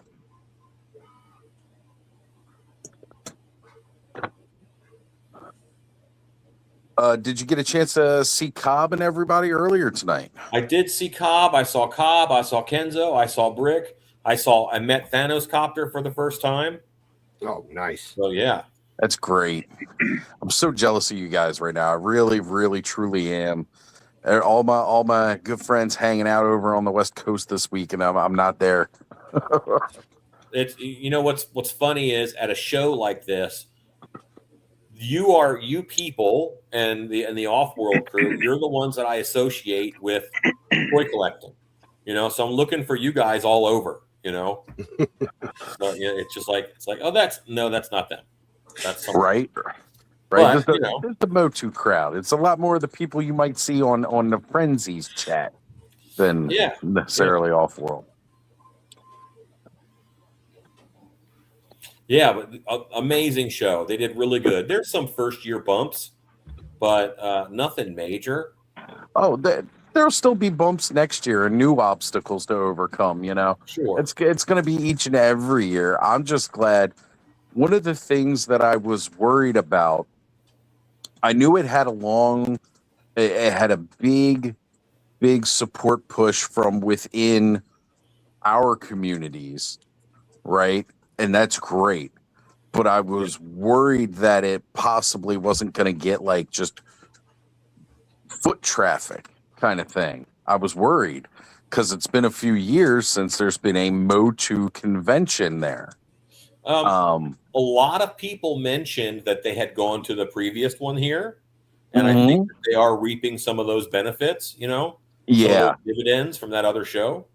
And that's great news because that just proves that people were still there that wanted to see this convention continue. And I think that this got a big push from the movie coming out in a couple weeks, Yeah. And hopefully they'll be talking about a sequel, by the next show. That'd be great. I'm hoping so. I know, I can't wait for these next 2 weeks to be over. It's really cool. Next week, of course, this upcoming work week's a short work week because of the holiday Monday, Memorial Day. and that's great. But then I took off Thursday and Friday of the following week, so that way I can take like a midday nap before getting Connor and going to see the midnight premiere of the movie with him. But then it turns out that my end of the year celebration for all of patient access, so all the people that schedule appointments, not just radiology, but all of the people that schedule appointments for my job, we're doing an end of the year celebration that's on June 3rd. So now not only do I have off Thursday and Friday, but I only have half a day on Wednesday. Gotcha. Bonus. And what's up, Travis? Jumping into the chat. How are you doing, sir? And I want to say to Terrence, who asked me, I was hoping I would see Terrence here. I thought I would for some reason. He's doing Mo2 Fest in September. I'm going to try to do Mo2 Fest. I'm putting it on my Google Calendar actually right now. And if I can make it, I will. We're open the next weekend. Like Dark Hour opens up on September 19th, and it's 11th, 12th, 13th. So it's possible. Yeah, that might be really fun if I could do that. That would be cool. A lot of people have been asking, even though I wasn't able to travel to go do this convention, and if I would do Mo2 Fest. And the truth behind it is it'll be a miracle if I'm able to pull off Legions Con this year. And it's not for any lack of love of going to a Mo2 convention. It's just that right now, the way the cards are playing, Connor wanted to go to Legions Con. And I said, we will go to Legions Con. And then this crap happened after. And I haven't told Connor, like, kids don't need to worry about adult crap. Like, I'm a firm believer in that. I don't want him to have to be like, I don't want him to be disappointed. So I got to pull off a miracle to get myself, Connor and Ziggy, to Legions Con. So the whole, basically that's the next show. Like, I'm still going to try to do Maryland Toy Expo because that's become a tradition with Connor to do that with Ziggy and I as well. But that's an easy, it's a one-day event, and it's right up the street. So that's not like we're booking a hotel and traveling. It's not a huge expense to do that one. When is that show? Maryland Toy Expo. That'll be coming up in a couple of weeks, actually. When I get back inside on the computer, I'll pull it up. Because I need to be thinking about having money to buy tickets for that too. Want to get to the early bird and get in quick. Try to get some Four Horsemen goodies before they sell out. What's the price on those tickets? Do you know? They're relatively cheap. Like the early bird stuff's like, I think it's about $20. Okay. Because again, it's just a one-day show. They do it 2 times a year. So they do one in the summer and then they do one closer to Christmas. Like it's normally the weekend before Legions Con. Mm-hmm. So I always end up skipping the one that happens in the fall. Obviously, but the one in the summer, because Connor, he's off from school and, it's a fun experience to bring him to. He's gone for the past 2 years with us now. The first year he went in and he spent all this money on a Marvel Legends Captain America replica shield. This is a really cool shield, but he spent all of his money like the first thing he saw. And I told him, I was like, Connor, you sure you don't want to walk around? He was like, no, this is what I want. This is what I want. So we got it for him. And then afterwards, when we were just walking around the show, I mean, of course, naturally, Ziggy and I ended up buying him a little extra stuff here and there. But, he was a little disappointed because he'd spent all of his money. So last year, he wasn't trying to buy nothing when we were walking around. And then he saw a bunch of like Pokemon card, different stands. He ended up spending all of his money on different Pokemon cards because that's what he's into. He was having fun with that and enjoying it. Yeah. And I was fine with that. I had no problem if that's what he wanted to spend his money on. It was myself, Eric Perryman, who's been in the chat several times, Eric showed up or had heard us talking about Connor liking Dragon Ball toys. So before we'd even shown up, Eric picked him up a Goku figure. So when he met Connor, he went ahead and gave him that because Eric's one of the most generous dudes on the face of this planet. Is great. Awesome. And then our good friend El Tidy, Brett Stoddard, he had won one of the raffles at the Horseman table and just turned around and immediately gave it to Connor. And then, of course, there was the extra stuff that Ziggy and I bought for Connor while we were there because, you know, that's what we do. Yeah. I go to these shows sometimes. I don't even buy anything for myself. But it's fun. Yeah, I was actually... Nope. Go ahead, Alan. No, you go ahead, Mark. You're more important than me. Carry on. No, I'm not. Absolutely not. You are in my book. Well, you're too kind. I was just going to say I was thinking about going to the Maryland show. Yeah. I'm going back to work this week, so I may be able to swing it. What kind of job you doing, Mark? I'm a supervisor on a private railroad for a petrochemical company. That sounds cool. You know what? The job is pretty cool. You know, I get to work with trains. It can be tedious at times. And any time that you work with chemicals, there could be an accident that gets you superpowers. You know, I don't think I have that kind of luck, Alan. Look, I'm just saying the chance is there according to all the literature I've read. You could also become a super villain. I mean, there's always that. Yeah, or the Toxic Avenger. That's good too. Right. Well, I am from Jersey. Right. There you go. You're already halfway there. Trauma films Exactly. to see how this goes. And I already kind of look like him too, so got a little ways of to the go way on there. that one. Rick saying Brett is the GOAT. Yeah, man, he really, really is. Hell yeah. I just had an amazing time today. I'm glad, Alan. I'm really, really glad. I think a lot of it is that I'm not in charge of anything. Like, no one's expecting anything from me. And that's not the case at most shows that I go to. I go to a lot of work shows. Yeah. And there was just nostalgia at every turn. And I was with my wife.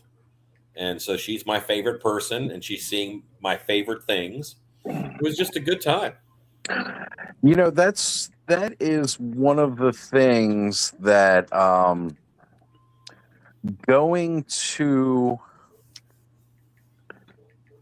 these different conventions, and I always end up losing my head and I never record anything or I never take enough pictures.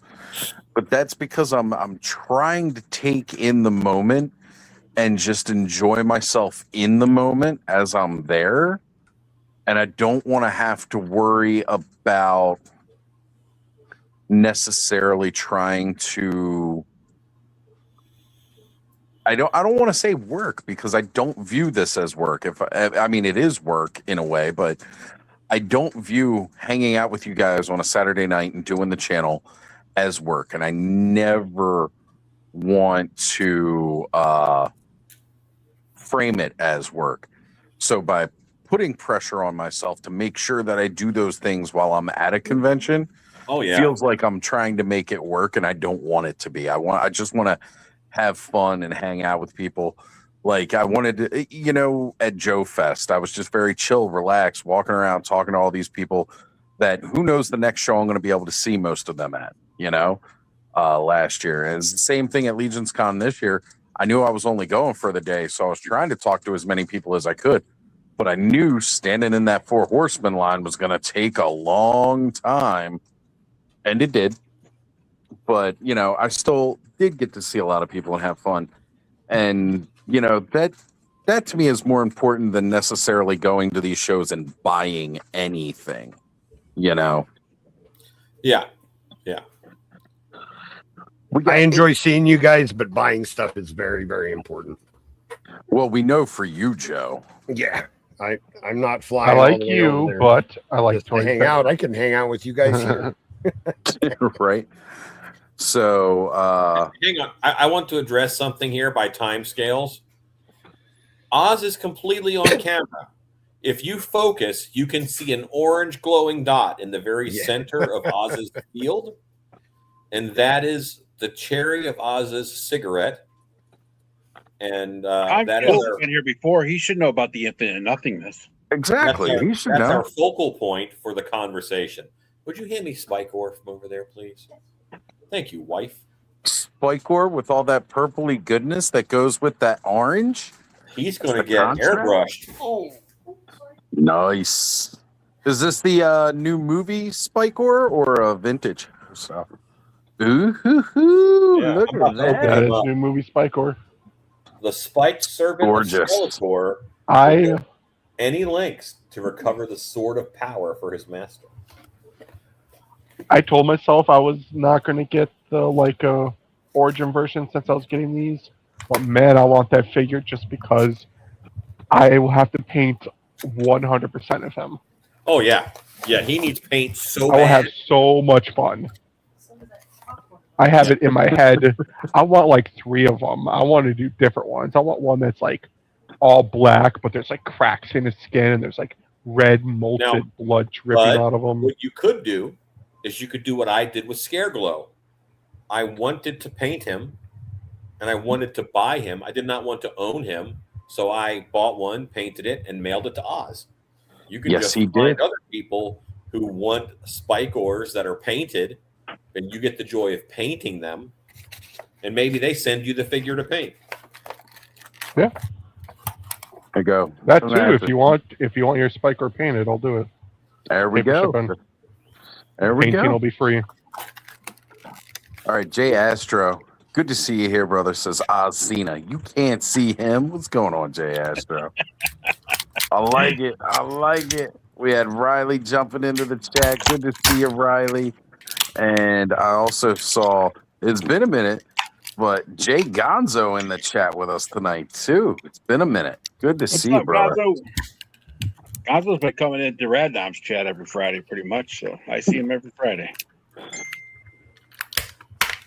One of these Fridays when I stay home again, what I'll do is I'll be on Off-World again for the first time in a while, hanging out with all you beautiful guys.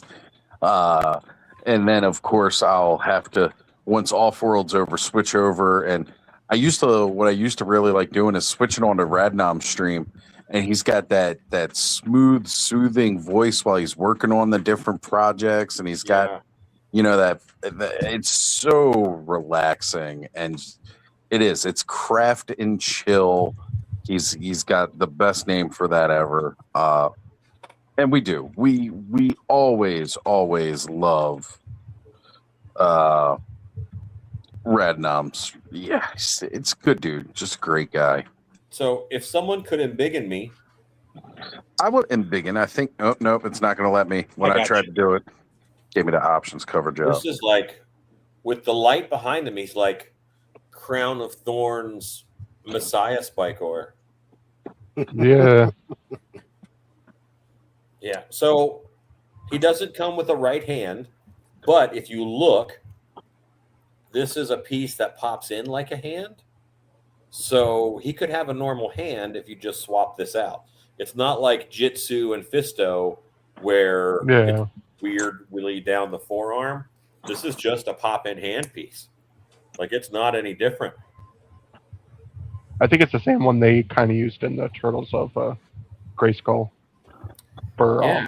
I wish he had a purple right hand, but that's okay. Yeah. How's he going to forge the Terror Claws with this? Right. Very carefully. Yeah. And actually make it so the Terror Claws can properly fit on his hands and not put those hero type of bracers on him. This is a really good figure. Yeah, it is. And one you would not want to drop any piece on the floor and lose. Because you will find it and it will hurt. Look at all that. All right, so dark purple underneath, my color shift purple on top. What's going on with his back? You see that? Like, He takes steroids, so he's got back knee. So no, like, they're like scales. yeah, but look in the center. That Oh. center line Yeah, Oh, that's like looks I like think their it two pops back out. pieces are glued on. Well, that's kind of shitty, but Huh. Henri, saying, I promised myself I'm only getting the He-Man and Skeletor in the movie line Hey. figures. Same. Once upon a time, I promised myself I was only getting the He-Man and Skeletor Same. from Origins. And now I have tons of Origins and Mythic Legions.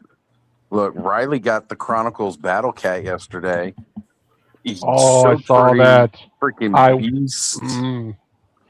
My I love brain is the telling eyes. me I should get the Amazon 2-pack in case it does sell out. The aftermarket on that is going to be stupid.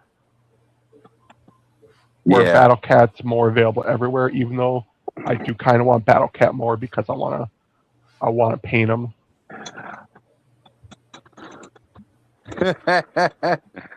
Riley saying Becky. That's what that is. That's Spike And Lord like Becky. every Battle Cat I have, painting on a butthole for him. There you Alan, go. you have your hand up? I do. I figured it out. Okay. So Bud is kind of right. This is his chest. These spikes are soft, right? Because you could really hurt yourself if they were not. But Yeah. in order for his neck peg to work, that has to be hard plastic. So the chest is a wrap around a hard plastic core that has the center skin. Oh. So there's rubber and then there's plastique. Very nice. Yeah, pretty cool. That's some engineering. Okay, I just want to. Can you embiggen me again? Yes. Yes. You won't like this, but why so many pointy spikes on the back of his thighs? This is right by the butt flap. That's for his prison days. He keeps him protected. But So unsanitary, though. I was going to say rib for her pleasure. But sitting would not be fun. Can you imagine Tell you trying what to else sit is down with gonna all those suck. spikes on your thighs? You would stick to every cushion you He sit probably on. stays standing up. Talk about chafing. That would suck. Mhm. That's all. Well, if he Imagine wasn't with those- covered in spikes, they couldn't call him Spike Or. They'd have to call him just like Spike Some or something like that. Spike-ish. Spike-ish, yeah. Honestly, Doing the- when I first saw this new Spike Ore, that was how I felt. Like he didn't seem spiky enough for me until I saw the final version of the toy. I was like, okay, no, he's definitely looking spiky enough. Yeah, he has more spikes than the OG Spike Ore, I think. Yeah. I think I'm going to open up all my AWOC toys This So is a that good they- place for that, Alan. so they take up less room. Wife, would you bring me my AWOC toys? I like how he asked, though, and didn't just command. No, So no. nice. My I wife is appreciate very it. much her own person. And can easily kill him in his sleep. She Yes. could. And then she wouldn't even have to worry about disposing of the body. She would just put it in the haunt. Yeah, bring it to the haunt. Right? Just add him So- to the Cryptid Museum. There you go. Astro saying I was going to skip the Motu Core figs, but I got Beastman and some Skell Knights, and those things are no joke for a nice price. I got to tell you, the new Skell Knights, The origin one. yeah, the Origin one. Oh my god! I And love it's to see that. only in they're selling them like singly. They're not double packing them. They're not putting them in a 4-pack or that's You get stupid or 4 make it a head deluxe options, figure. but 1 body. And I like what Allison Yeah. said. Allison said, now for all of us who bought multiple Skeletors when they were like $5, we got some alternate heads to put on them. I was like, that's a good call. And Riley did saying you- he didn't shave his legs. He did not. Did you see the movie Origins Moss Man? It looks Yes. good. that I posted. Oh yeah. The boots are a little different.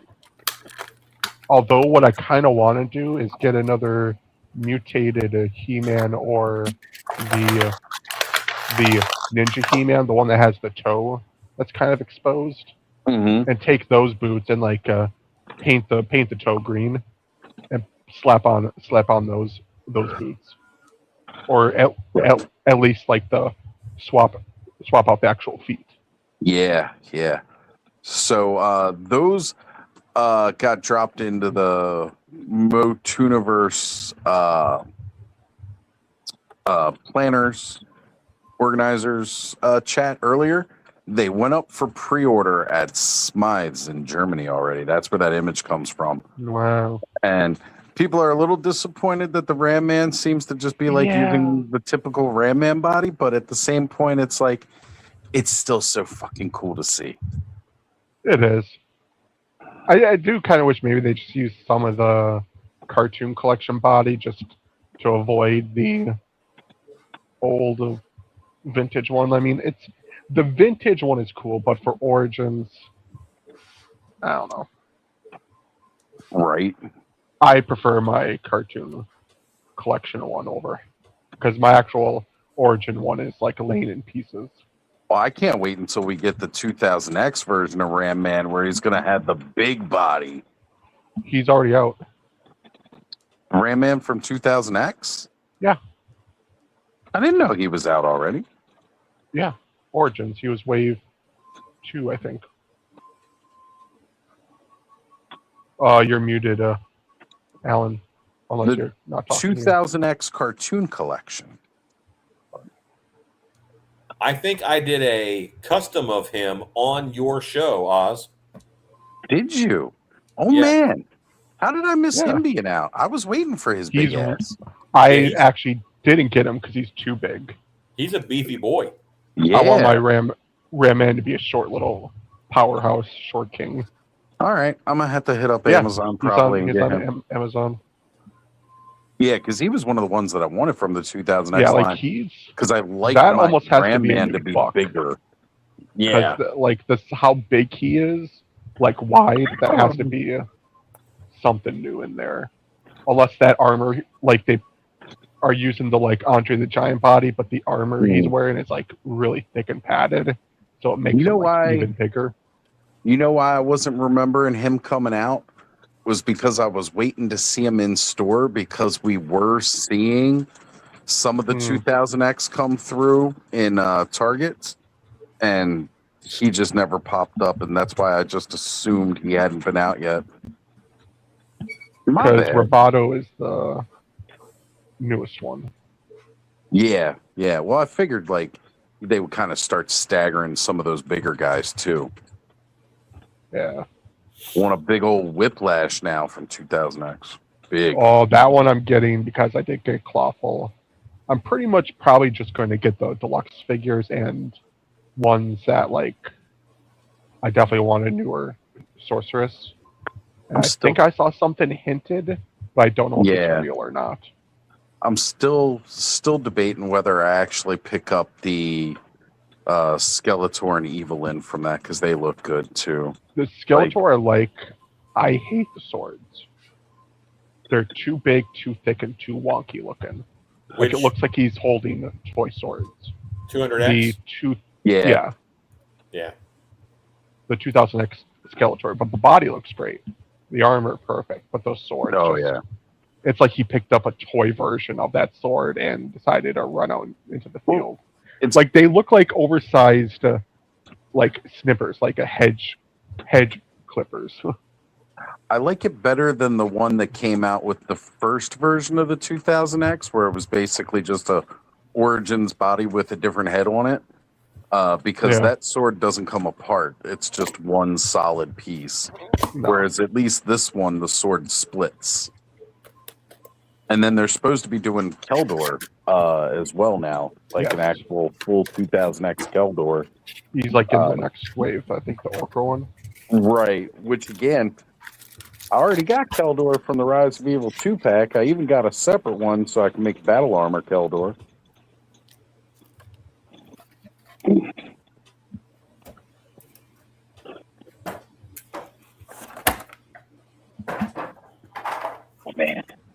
Drinking a hot coffee on a cold, rainy night. It's great. It's almost like it's October. Mm-hmm. Man, I stepped outside this morning to go get my mail. It was like 38 degrees here. Friggin' windy. I was like, man, it's fall. You missed summer.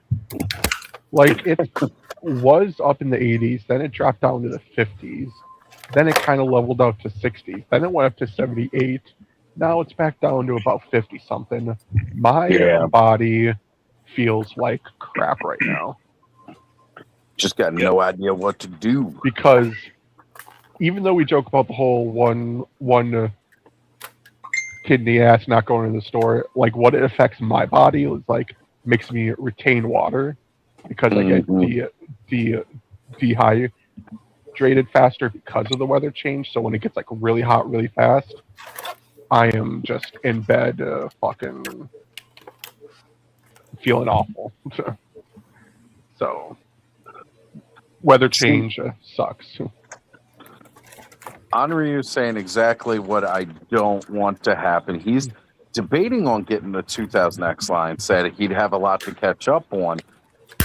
I don't want to get the handful that I want to get, and then, again, I'm only going to get these figures and then just end up trying to buy all of them because I don't want to buy all of them 2000X, but that Moss Man, I kind of like.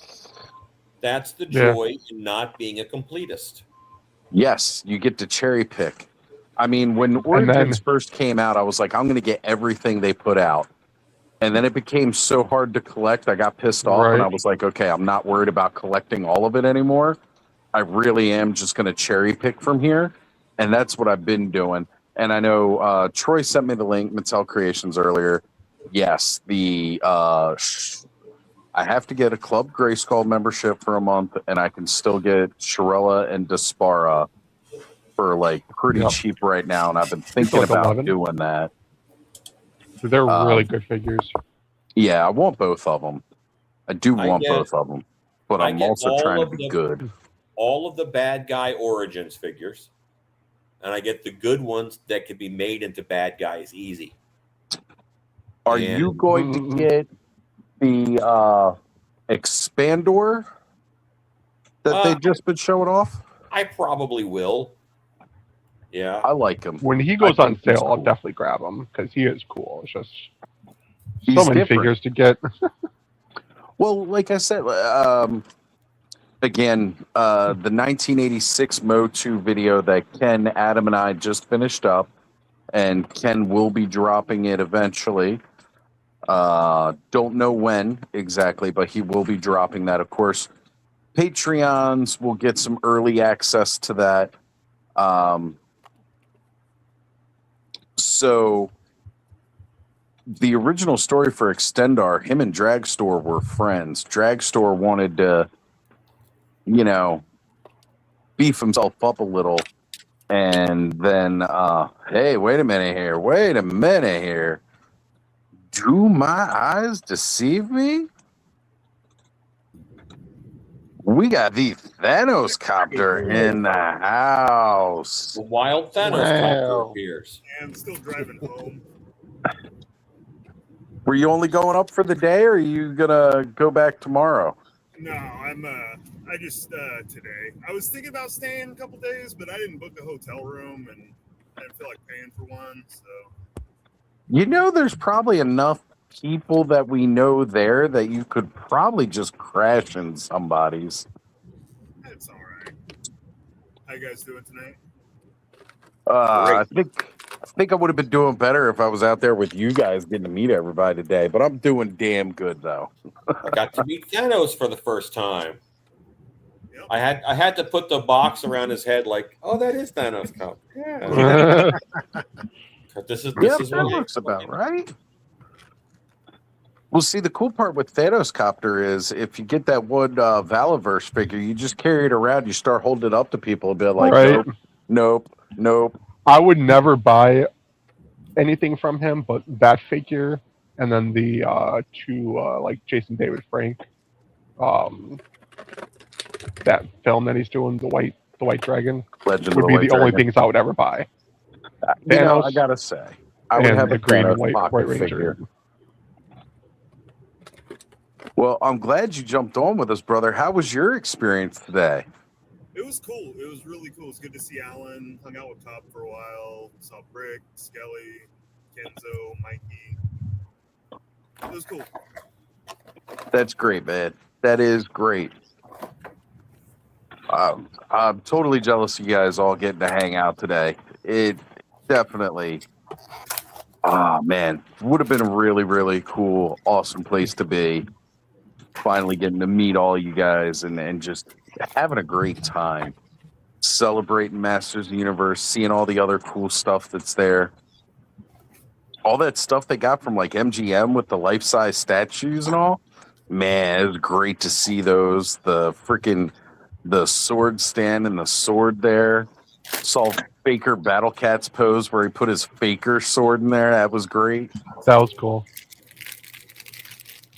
Is he the guy running around with the orange sword? Yes, that's Faker Battle Cat. Okay. So finally put another face to the name. I know he's good friends with Kenzo and Mikey. And oh man, he does great work too. He's another what you do another with really great customizer. with Beastman, he does with Faker. Mm-hmm. Yeah.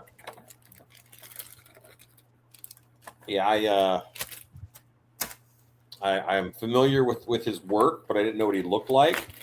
And now that as soon as you said that, I'm like, there was a guy with a very orange power sword. Yep. That had to be fake. I know for a fact when Felonious drops, he's definitely picking him up because it's almost like it's him.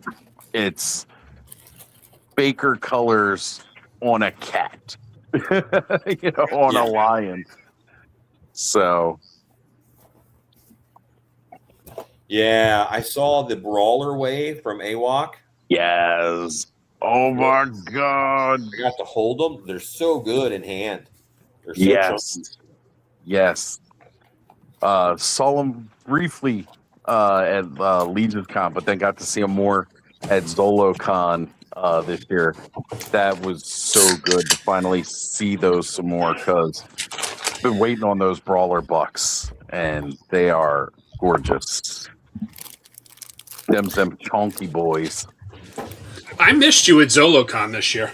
I know, man. I didn't realize it until afterwards, seeing that you had been there, and I was like, "Damn it, I missed Mark." Yeah, yeah. We definitely, if I don't go to Maryland, we definitely got to hook up at Legion's Con. Absolutely. Well, also check out too. I know we try to hit up whenever Death by Collectibles. He'll do Mythic meetups. So he did one. What day was that he did one? Couldn't go because I already had plans with Connor and Ziggy to do something. But he just did a Mythic meetup not too long ago. That was the first one that I've missed. But normally, again, El Tidy Brett will be there. I normally go. Dean in the Cabal, he goes. Toy Photo Guy, he shows up. It's good group of people, and we all normally go up. This past one was more of a part swap, but normally when Sven gets in his waves, since he is a retailer, he'll go set up some tables and he'll have product for you to buy while we all eat and just enjoy each other's company. How often do you go to Uncle Bob's? Not as often as I'd like, but I'm definitely going to be doing it a little bit more frequently. I'm going to be heading up there a bit more. I've still got to talk with them about when we do a live recording from the store. We're going to do one from the store. So we got to work out dates and time frame wise.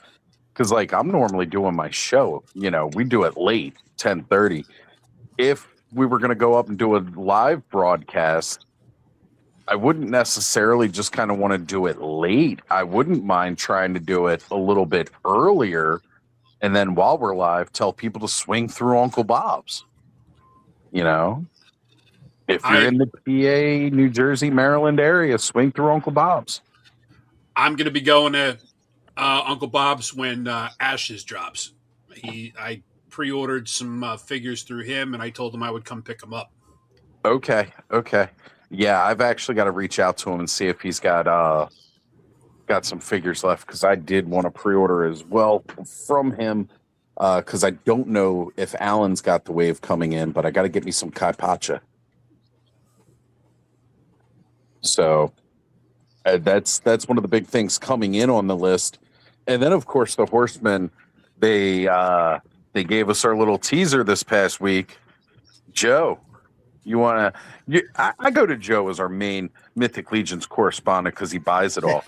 Joe, what did they announce this week for the people who may not be following them? There is going to be another. Well, it's a reinforcements wave, but this one's going to be a pre-order. Yeah. Normally the reinforcements in stock. Yes, normally they are in stock, but this one's going to be a pre-order, which is good. That way, everybody can just get as much as they want. Joe, does that mean we're going to be waiting a long time for it? So the reinforcements typically are things that there's already tooling done for. Mm-hmm. So I mean, we're going to be waiting. That depends on your definition of a long time, but it won't be like a G-Con wave where it's 2 to 3 years. Yeah. I'd say 9 months to a year, probably. Yeah. Okay. Kind of like how they're doing with the gladiators. Gotcha. Right. Similar to that. So, and it's a reinforcements wave, so I'm sure there'll be surprises. Some cool and stuff it's coming. Going to be mostly, again, the reinforcements waves tend to be Legion builders, guys, which means they tend to be a little bit cheaper than your average standard figure because they don't do as much paint apps. Yeah, a lot cheaper. We were speculating on it on Offworld last night, and I would suspect that they're going to be probably $35 a piece. I was going to say, I think they might be like that retail price Silver Knight 2. Yep, and that's how much the RPG figures are going to be. So yeah, in the same lines. That's kind of where I was thinking it would be too. And that's always great news because they put out a lot of cool stuff. I know on the last one we got that Vampire Phalanx, which was definitely a great figure, especially if you get some extra vampire head sculpts, because then you can kind of change them up a little bit, but they still got that black armored body of the vampires, which is nice. And then if you want to, you can customize it and go in there with a little bit of purple. Looks real good. Mm-hmm. I might have bought a few. So. There we go. We got Action Joe Figs jumping in the chat. What's up, brother? Oh, I like this. He says he's gearing up, getting ready for DFW next weekend. So, guys, next weekend we're definitely going to have some friends going to the DFW show. Hoping to hear some good reports of some cool things they see while they are there. I know, again, our good friend John, Emerald Knight Photos, will be there representing Delta 17, first time at DFW. So got to go swing by the Delta 17 table, pick up some good 1/18th scale O-ring goodness. And Thanos has left us. Oh, no. It might not have been on purpose. So may not have been. Could have been too. He is driving. Mm-hmm. So many conventions. Yeah. I don't know. The reinforcements, I am looking forward to that because I was playing with my Silver Knights tonight, putting some soft goods on them. And heck yeah. Look at that.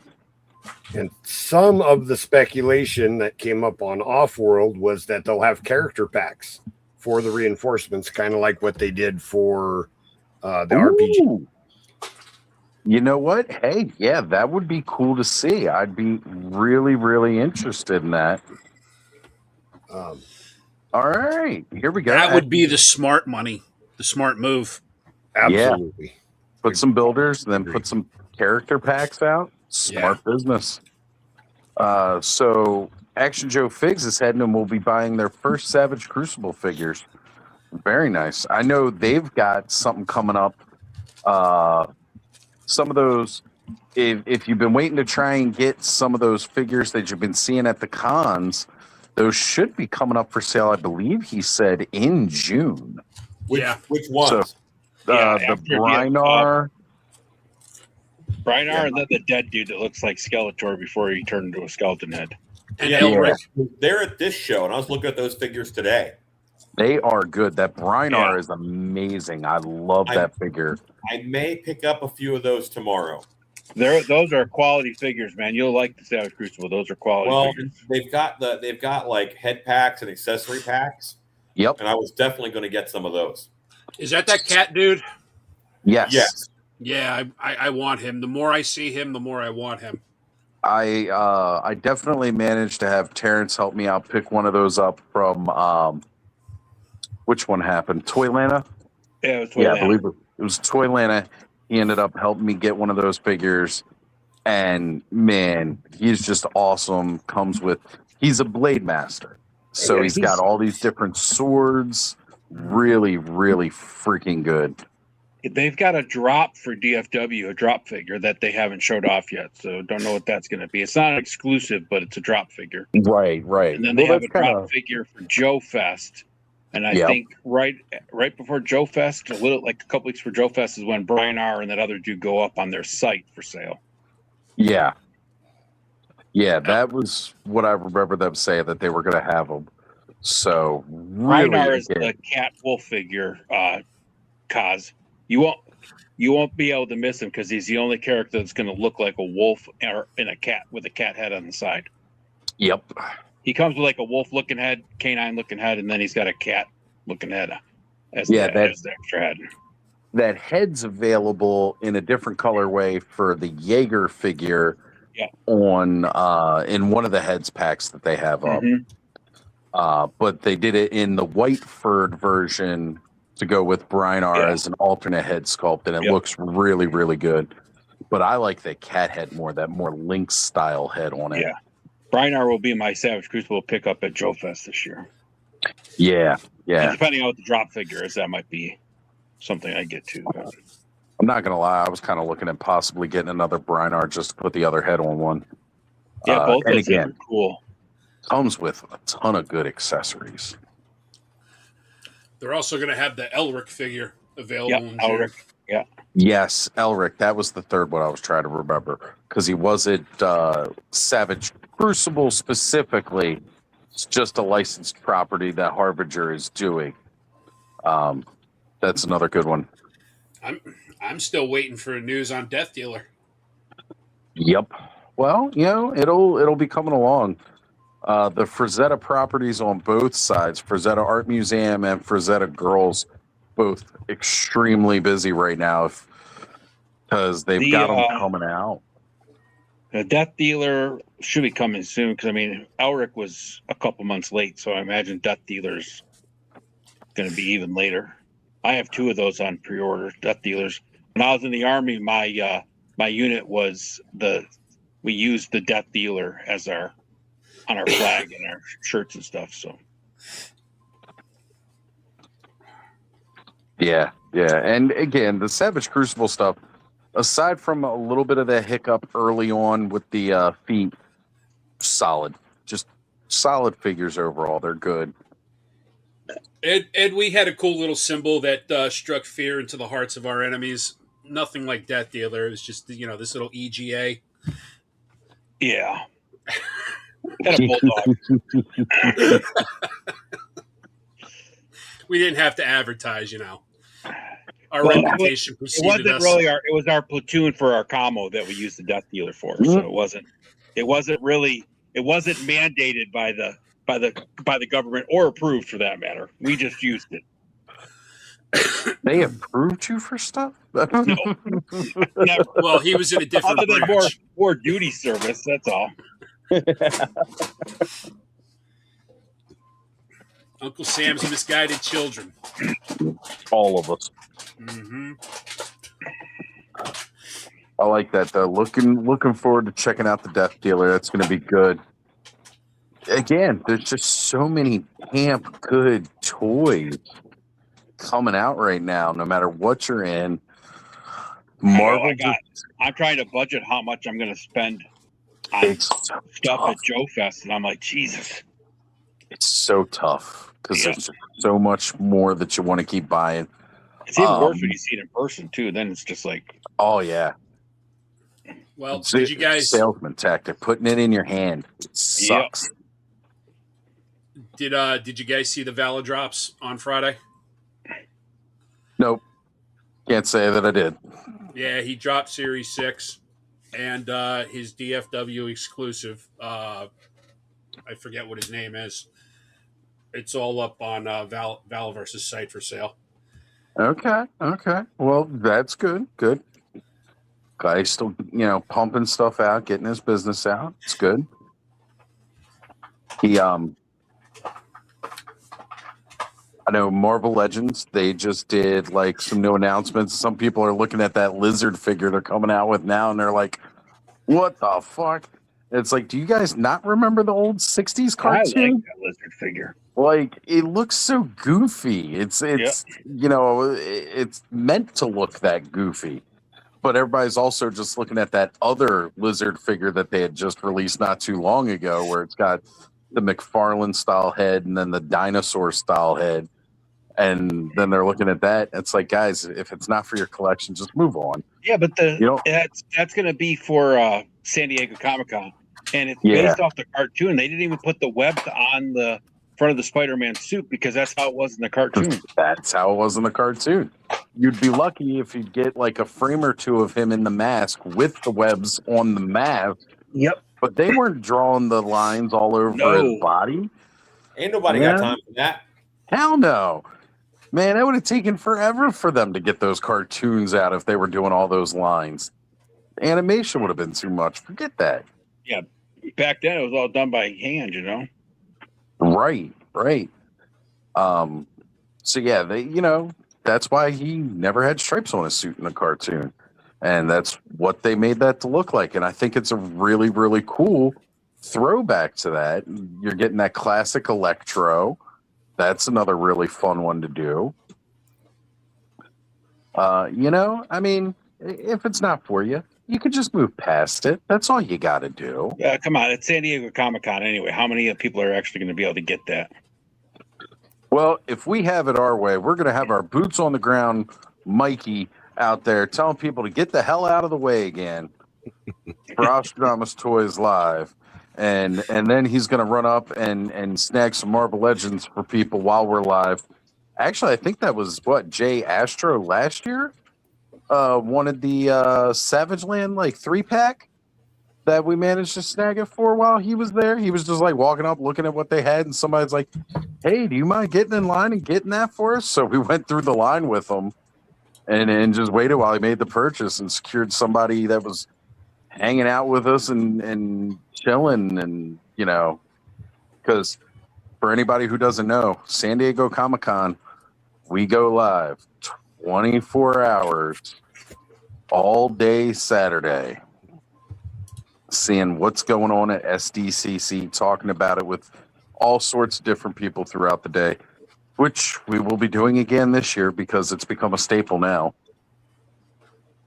And my joyous 3-hour slideshow.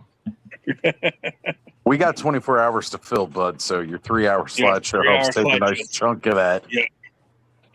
So, I was talking about how the Chronicles He-Man sword handle,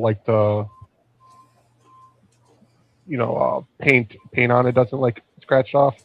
Yeah. I just put the movie He-Man, the 87 movie He-Man sword in his hand, and look at the paint now. Oh. That's one time put in the sword in his hand. Oh. Look at all that silver coming through. That's But yet this golden. Beautiful. I'm telling you, I'm thinking they cast it in brown plastic and just painted the silver on it.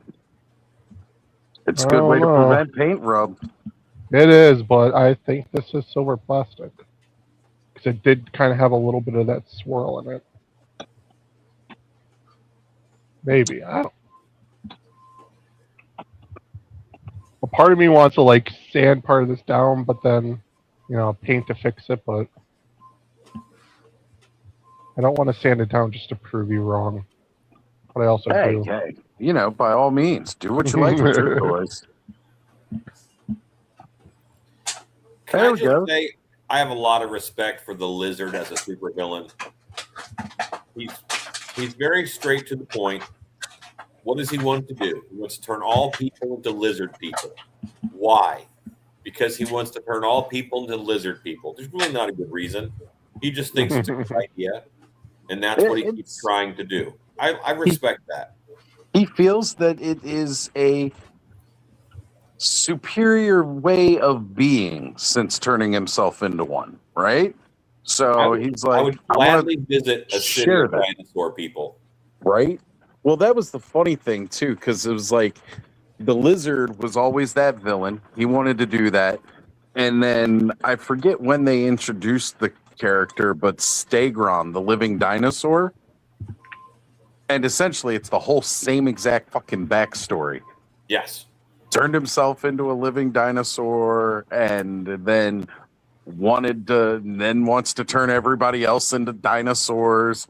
And it's like, when lizards just weren't cool enough for you and everybody's going crazy about dinosaurs, Marvel's like, hey, let's make a dinosaur dude.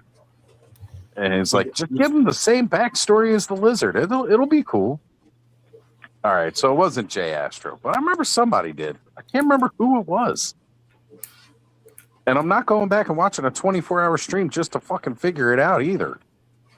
Hell no. Sorry, my content is always fun for the ride along the journey, like watching it, going back and trying to dig through 6 hours of footage to come up with shorts and everything else like that. Man, it's a pain in the ass. That's why I don't do it. Of course, now StreamYard offers me the ability to just have them do it. Clipping, yeah. Yeah, and I just never do. Like, I always like, all right, well, we're done for the night. I'm going to bed. And then when I wake up in the morning, I just don't, I unplug on Sundays most of the time. Like, I just want to veg out and do nothing for a day before I got to get back to the grind on Monday. Yeah.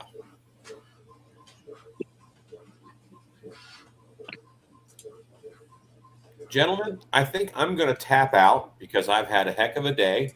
Yeah. A little tired. And I've got to figure out which beast man I'm going to cuddle with tonight in a hotel bed. Don't call Shannon Beast, man. I kept my mouth shut. There was no safe thing to say. I would recommend not cuddling with Spike-Core. I would definitely recommend that. Especially don't spoon them because there's spikes on the back of the thighs. Yeah. No good. No good. I only travel with so many Band-Aids. Right? Well, Alan, you definitely enjoy some well-earned rest, my friend. And small mission for you tomorrow. Please give Skelly a big hug from me. I will do it. I'm going to make it a surprise. Yeah, there you go. I appreciate it, brother. Thank you. All right, see you guys. Have a good one, ya. Alan. Yeah, Alan. Bye, Alan. Bye. Later. So I recreated Dolph handing the sword over to Nicholas, but using Mochi figures. Very cool. Very cool. Now I've got to get photos of it. So look, now Troy's saying he went out and bought his wife a car today. Shannon got a new car. All right. There we go. Troy went out and bought his wife a car because she was mad about all the toys he's been buying over the last year. That's probably what it was. He's like, I better make up for this. Here you go, honey. Here's a brand new car for you. All right. Thanos did hit an internet black hole. It wasn't just us. That's good to know, Thanos. Always sketchy when you're driving. Yep. You never know what you're going to come across as you're just driving on. So I guess that means, I don't know, if Four Horsemen's doing a drop next week, we should check and see what Brick's schedule is. I think there might be a reunion of the Oz, Joe, and Ed and Brick news. Yeah, if it's at nighttime after work, I can Yeah. definitely do it. 7 Because I know there's 7 Eastern. Off-World after party. Oh, perfect. So there we go. I'll be a little late because that's exactly when I get off of work. So Right. it, So we'll Can't see be what there Breck's right schedule's now. looking like. Yeah. We got What Jeff day in is the that chat. this week? Coming up? Friday, 29th. Friday? Perfect. Yep. So we got Jeff in the house saying evening. What's going on, Jeff? I know he's excited. He's heading out to the DFW, which is good. Jeff, next week, if you can, sir, wouldn't mind having you, join us for a bit and talk us up about how you've been faring out at the DFW, okay, brother? If you're up for it. If you're not up for it, you could just tell us about it in the chat. Or if you're in a place that you can do it from. Right, because you never know where you're going to be able to. Well, like at Joe Fest, right? Like, tried to do a little bit of live streaming from Joe Fest.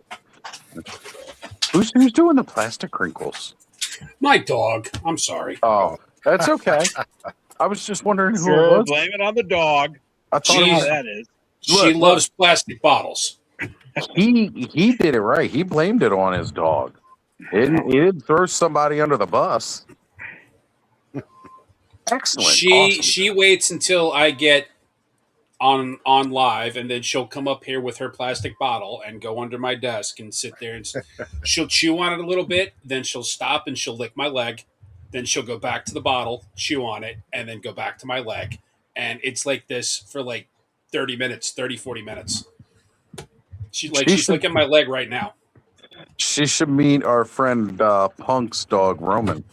Roman, quiet as hell. And then as soon as Punk goes live, now I gotta go. Oh, here's my little princess.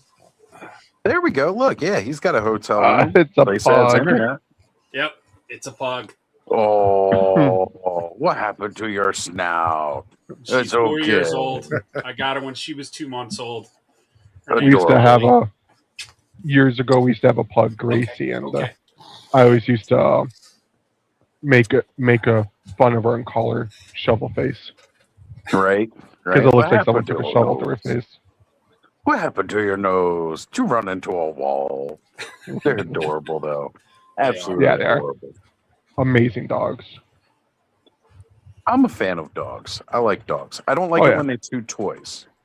Not my toys. I like it when they chew their own toys. No. What was it, Joe? That one night I broke Curtis when you were trying to say something like serious, and my dog was here breathing and she was snorting, and Curtis said, "Joe, I'm sorry, but I can't take you seriously when Mark's dog is like dying. Yes. Can't breathe." And I was like, I couldn't hear it because I got my headphones on. I was like, well, I'm sorry. I mean, she is a pug. And I said, it's not like I haven't tried to put a breathe right strip on her nose, but there's nowhere to put it. That Curtis it broke him. It broke him. Trying to get a CPAP machine for her because she comes with built-in apnea. I know. You know. She could just be standing there and still snore. Mhm. Staring at me, and it's like sometimes I feel bad for her, but it's like, yeah, that's a pug. It's the breed, Yeah. you know. All those little short-muzzled dogs have that same issue. She scares me though. Every now and then she'll get a reverse sneeze, Oh goodness! and she doesn't know. Like, she scares herself, and it scares me. She just like goes and cowers someplace until it passes. Sometimes she'll come up to me and I'll rub her chest, or rub her throat and help it pass. But a lot of times she just goes off by herself. Oh, But she's my little precious. that's good. So I was watching some of that early X-Men cartoon, the 90s X-Men, building up because I want to rewatch all of it and then watch 97 again before season 2 drops. And then, of course, I'm watching the X-Men cartoons and all like that. Now I'm like, oh, man, BBTS got a lot of this stuff in stock. That's always the thing. It's the danger of watching any show. They got the Archangel. They got the Cable. I'm like, ooh. I started rewatching Mandalorian. I'm on season 2, episode like 3 or 4. The one where they meet up with Bo Katan and the others. I'm just sitting there looking like, ooh, these are on sale. Yeah. Like I said, too, with Troy sending me the, hey, you sign up for the 1 month of Club Grayskull, you get Shirella, you get Dispara, and then you drop the Club Grayskull after you're done. And I'm like, ooh, I could, but I shouldn't. But I could, but I shouldn't. SCS Dog Aloha all got the Unkvale Smasher Anaconda version in this week. Great figure. I don't know what the fuck he just said, but sure, hell yeah. What is that? Somebody fill me in. Does anybody know?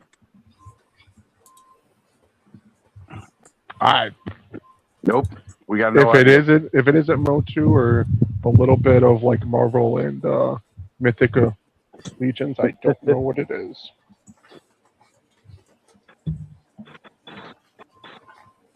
Do I gotta buy a whole year? I thought you could just sign up for like a month. $10 for the year. Oh, $10 for the year? Yeah. What the hell?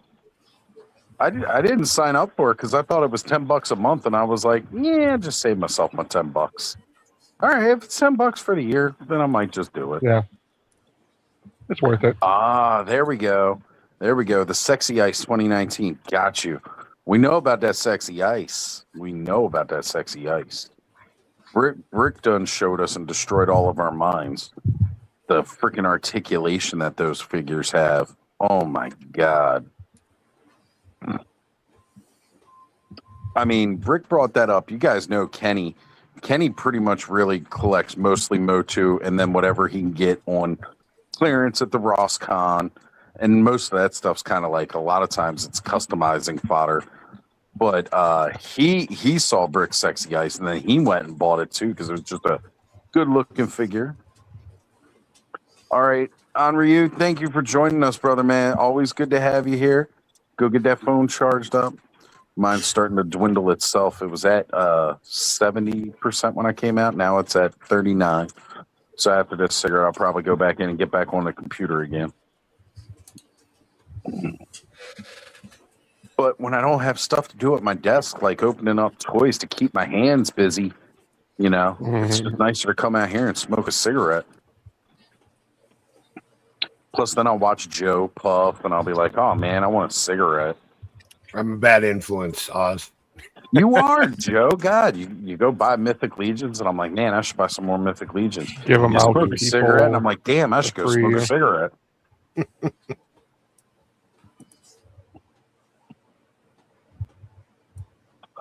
When we're addicted to the same things, it's hard not to enable one another. All right. Oh, absolutely.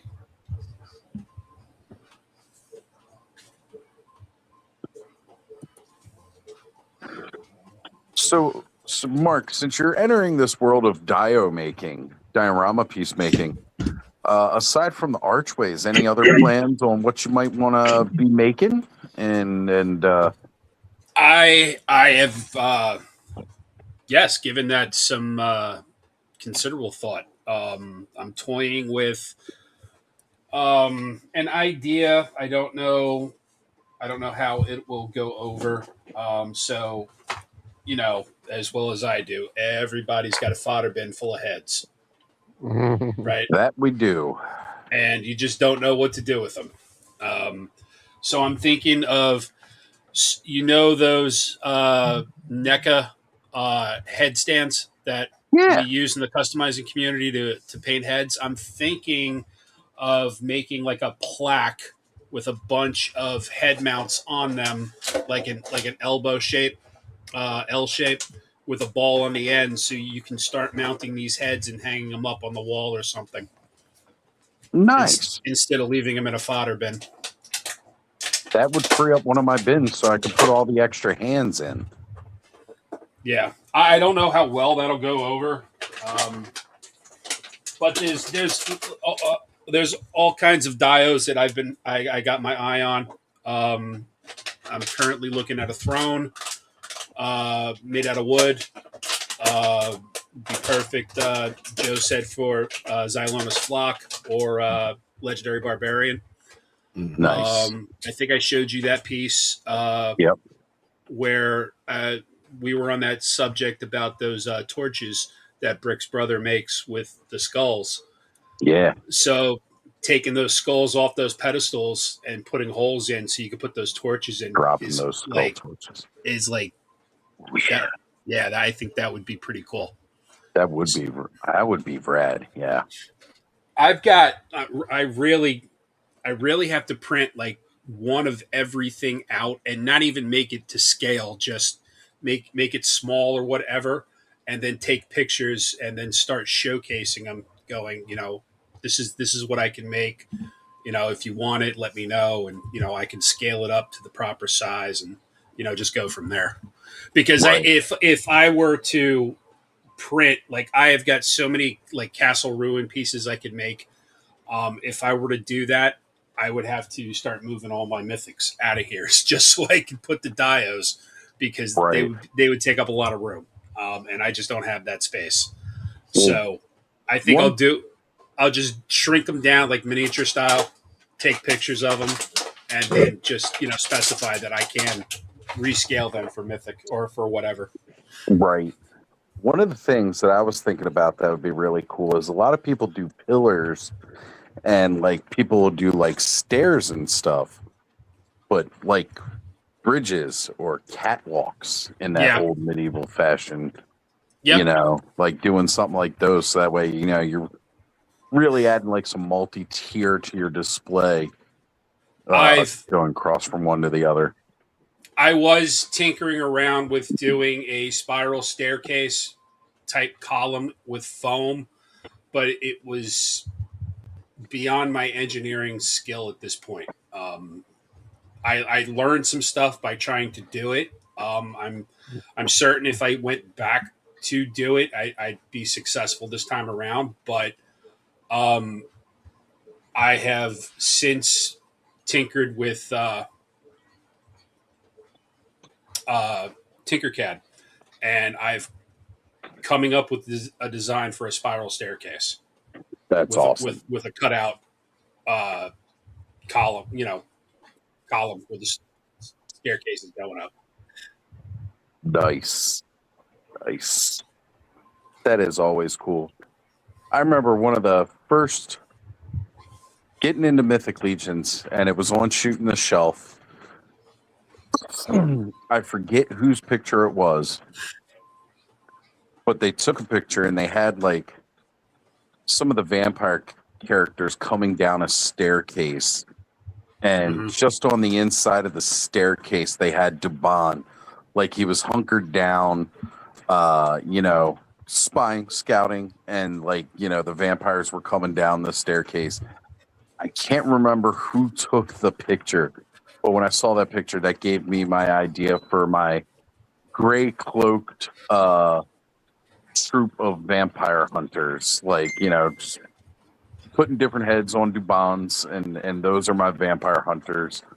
That's really cool, and seeing like Kaipacha being coming soon, and then the rogue and the ranger packs from the RPG. It's like I can really put this together, and it's going to look really cool. Plus, again, Jeff, who's in the chat before, he had sold me a big box, most of his Mythic collection, and had a couple of Dubons in there too, which actually helped out with that, which was nice. But with other new pieces coming out that can be adapted to these, start making them look more individual, like some blue pants from a Gladiator. See, he said all. It was all of them. There we go. Yeah, it's always sad to see somebody get rid of it, but at the same point in time, he has enjoyed selling it to me, who enjoys it a lot more than he was, and then that's kind of that important part with a hobby. If it's not bringing you joy anymore, there's nothing wrong with that, because our tastes change over time and different things, unless you're Joe. And then, That's fair. you got to make room for the stuff that is going to come into your collection and bring you joy. We'll just live vicariously through the rest of us with all of our other stuff that we. Yeah, collect. I mean, Right. it's not that I don't like the other stuff. There's just no way that I could collect all of it. Right. Right. None of I'd us be can homeless. collect all So, of them. you I know, would love to collect all the Marvel Legends that I want. Mythic has really. Oh, I'm sorry, bud. Oh no. Mythic has really pushed me to tap into my creative side. Yeah. Like, I think we may have had this conversation here. I know I definitely had it on Shooting the Shelf, maybe even Off World. When we were growing up in the 70s and 80s, it was taboo to do anything to your toys. You didn't paint them, you didn't customize them, you didn't do anything, right? You kept them, tried to keep them in pristine, the way you bought them. Mm-hmm. So, I certainly never did that with my G.I. Joes, Real American Hero line. I every time I had one of those little O-ring snap, I was nervous about taking the figure apart and trying to replace it. Right. So when I got into Mythic, that was my first experience where you're encouraged by the toy maker to take these figures apart and swap pieces and come up with your own creations. That was like a whole mind-blowing experience for me. And then seeing what people were doing with Legion builders, painting them and coming up with all kinds of stuff. And I started getting my feet wet. I started buying Legion builders, painting them, and I was getting good at it. Well, I thought I was getting good at it. Then I wanted a Dio piece, and I was searching around, and I happened to look on BBTS, and they were selling a Dio piece there for $100, and it wasn't anything big. And I'm like, I've made models before. I bet you I could do something like this, but I didn't know how to go about it. And I started seeing videos pop up on Instagram about using foam. And then I started watching Black Magic Craft on YouTube. And the guy from, I can't remember his channel name now. He's from Europe. I've got some of his jigs for my Proxxon. Anyway, I was watching them, and it was amazing what they were doing with foam. And I'm like, yeah, I'm saying to myself, I could do that. I know I could do that. I mean, I used to play with the foam inserts when I was a little kid with my Star Wars figures, making stuff. Right. Nothing as elaborate as what I'm doing now, but I mean, so I took my ass to Lowe's. I bought some foam just to practice with, and I was liking what I was doing. So then, I just branched out from there. I just kept doing stuff and trying to perfect, learn as I go along, watch videos, and incorporate different styles from different people. A huge influence for me is Gizmo, or Alex from Drunk Gizmo Customs. Yeah. I have asked him on several occasions. Like I was in all, so my head mounts. When I originally made those, I used the wire brush technique. You scrape the wire brush across to get that wood grain texture. Mhm. And then dry brush, and it looks okay. You do a wash, and it looks fine. But Alex, he gave me one of his tables at this past Legions Con, and I was looking at it, and he hand carved all of the wood grain in his table, and I was like, man, this looks amazing. I messaged him, and he's like, dude, he's like, I just use a Bic pen. He goes, wherever I screw up, that's where I put a knot. I was like, okay. So I got a scrap piece of foam and I got a Bic pen and I just started doing it, and not hard. The So funny my part last- about all that, Mark, is that the Bic pen trick has been around since the 70s. Yeah. And just recently, like in the last decade, people started using the wire brush because it's down and dirty faster. Okay. But that trick has been around for a long time. But Yeah, people just didn't don't know use that it anymore. But it comes out of looking a hell of a lot nicer and more realistic. Yes, it does. It takes a little longer, right? Yep. But the end result is way better than a wire brush. So the last round of head mounts that I made for people, I sat there right here at my desk, watching, Netflix or something, and sitting there scribing all the individual lines and knots and everything. And I thought they came out pretty good. I know they came out way better than my originals. Nice. But I'm just trying. It's for me. It's cathartic. I like doing it, and I'm not trying to be one of those people that, all right, look, I made this big giant arch and people are buying them for like $80, $100 because that's what they're selling for. I ain't about that. Right. I want to keep everything affordable so people can get them in their hands, right? If I make a couple of bucks, so be it. But if I just cover my costs so I can go buy more filament and paint and whatnot, I'm happy. I'm not looking to retire and go into business. Maybe eventually, go into business and maybe make some money. But right now, my focus is just on giving back to the community and trying to keep my prices as low as possible. I really want to keep them around maybe the price of a Mythic or maybe a little more with my paint job. But for like bare bones, I want to keep the price as low as possible. Of course, right? We all have limited funds anyway because we try to budget to buy all these things that we like. Right. And, so being able to keep that cost to a minimum and then somebody gets a really piece, you can also enjoy knowing that you helped spread that. Like you said, giving back to the community. And to me, that's just as important as, if not in many ways, more important than just getting stuff for yourself. It's being able to help give back to the community so much. And, it's just awesome. Look, I'm not going to name any names, but there's one creator out there that sells banner stands, and I think at the shows they're anywhere between $20 and $25 at the table, but on the website he's selling them for like $30, right? And they're just little stands. They don't weigh a lot, and if you put the banner in, it kind of tips over. You got to put a weight in there or something.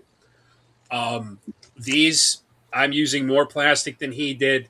They're a lot heavier, a lot sturdier. They're not going to tip over, and I'm selling unpainted ones for $10. So what I need you to do is figure out how to make a rock that we could stick a sword into. We've got Legends of Camelot coming to that is true. Legions Con. That is true. And Excalibur. I need a place. So Thanos. Yes, sir. It's beautiful to see you home, brother. A shiny back metal with that head.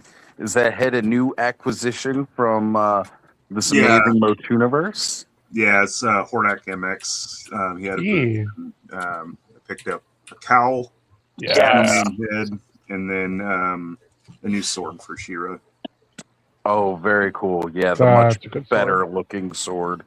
it's really like it's not getting the it's not doing the paint job justice. It's really nice looking. Nah, it does look so much better than what we got. It looks like. I mean, the cartoon collection is the better sculpt of that sword. Yeah, because that initial length right here needs to be like longer. Yeah, That's what it is on that custom Yeah. one. 'Cause the one we got was so short. That gem It looks was. huge. So it looks great, brother. That sword is cast in clear blue and painted Yeah, that's silver. nice. So that handle's gonna scratch like crazy. Yeah, I've already That got looks some nice. nice on this one. Yeah.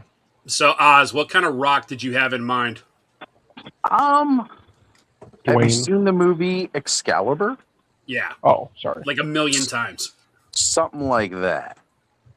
So a plain just Maybe a little run-of-the-mill. moss on it, Yeah, But that's an after detail kind of thing. yeah. But putting a slit in it that we could kind of fit a sword going into it, it's Yep. something that's been on my mind. When I got the Dungeon Deluxe set from Savage, they've got the skull pile, and the skull pile you can put a sword in. hmm But it's the sword in the stone, not the sword in the skull. Who's going to print the round table? I was kind of hoping maybe they might just start like when Jeremy said that they were putting in extras to build it out. Like I wasn't quite thinking that they were going to do lesser characters. In a way, I was kind of hoping like each person would have came with a piece of the table and then you put it all together. That would be sweet. That would be nice, but that's not what we're getting. So it's up to the rest of the community to get our round tables ready for us. Hey, oh, sorry, No, go ahead, Mark. Joe. You think the thickness of Excalibur that's coming with King Arthur is going to be probably the same thickness as the broadsword that came with Otho version 2 Legacies?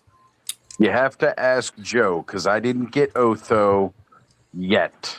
Mine will be Give me coming. a second to look at because that is a good question.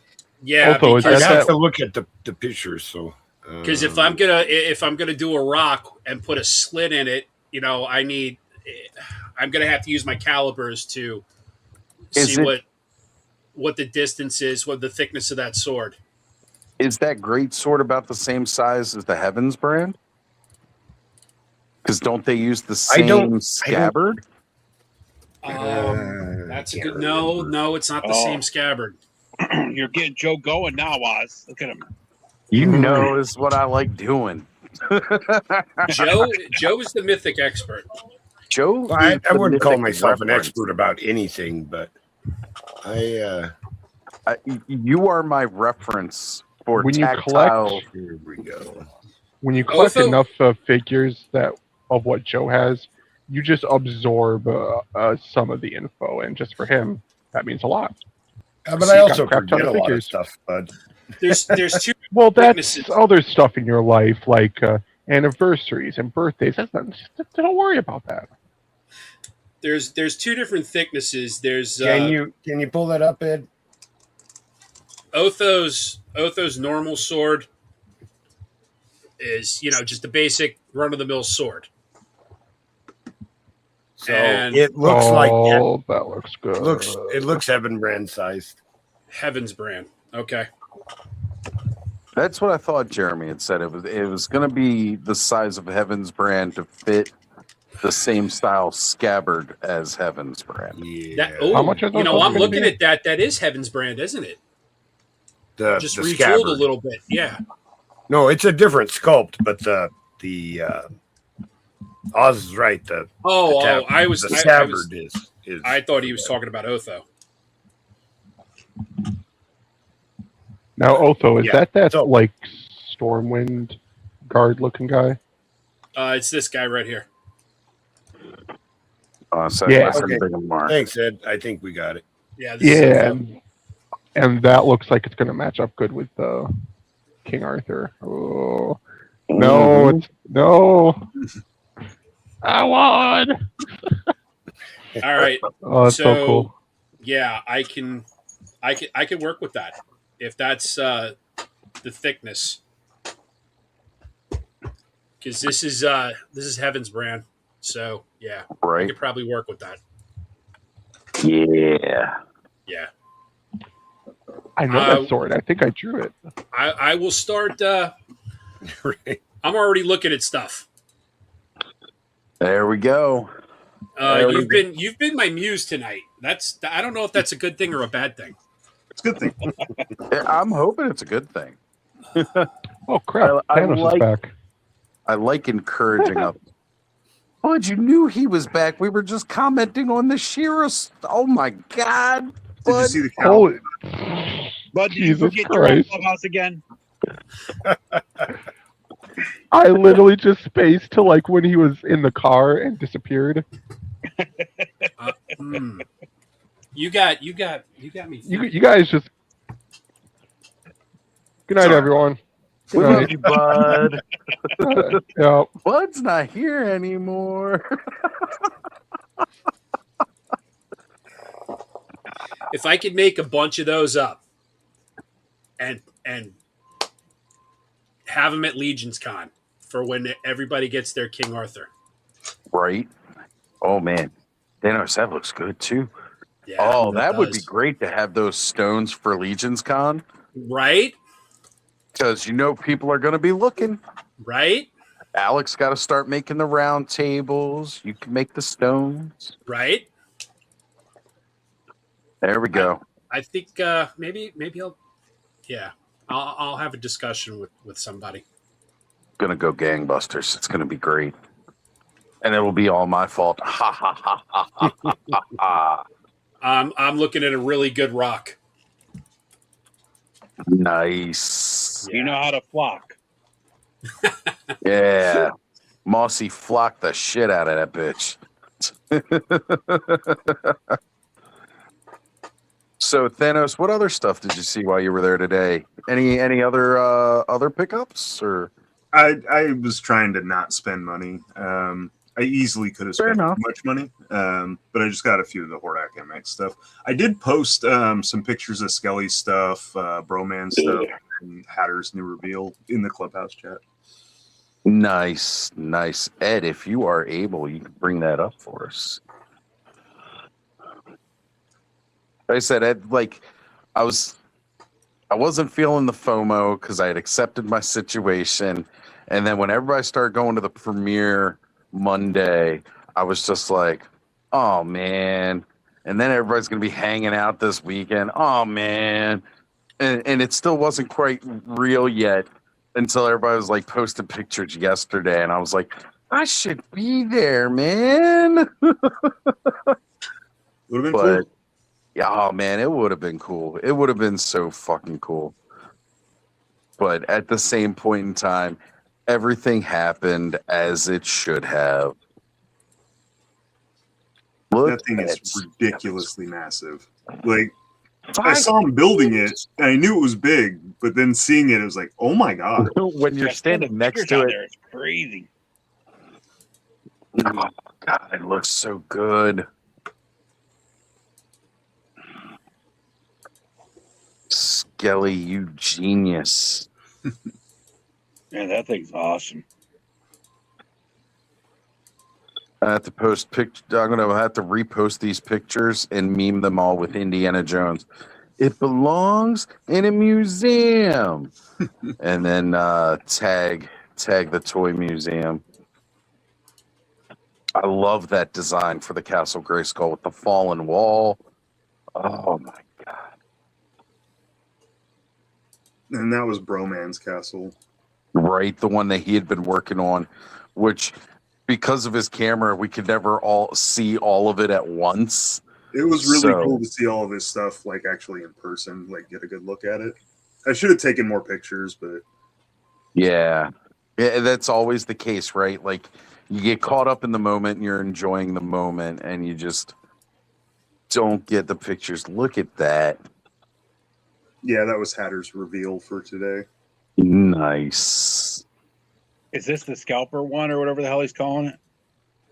It's like cash grab flip ore, something like Yeah. that. I don't remember exactly what he called it. You got to It's got have the the $1 million variants. $1 million Ted DiBiase vest on.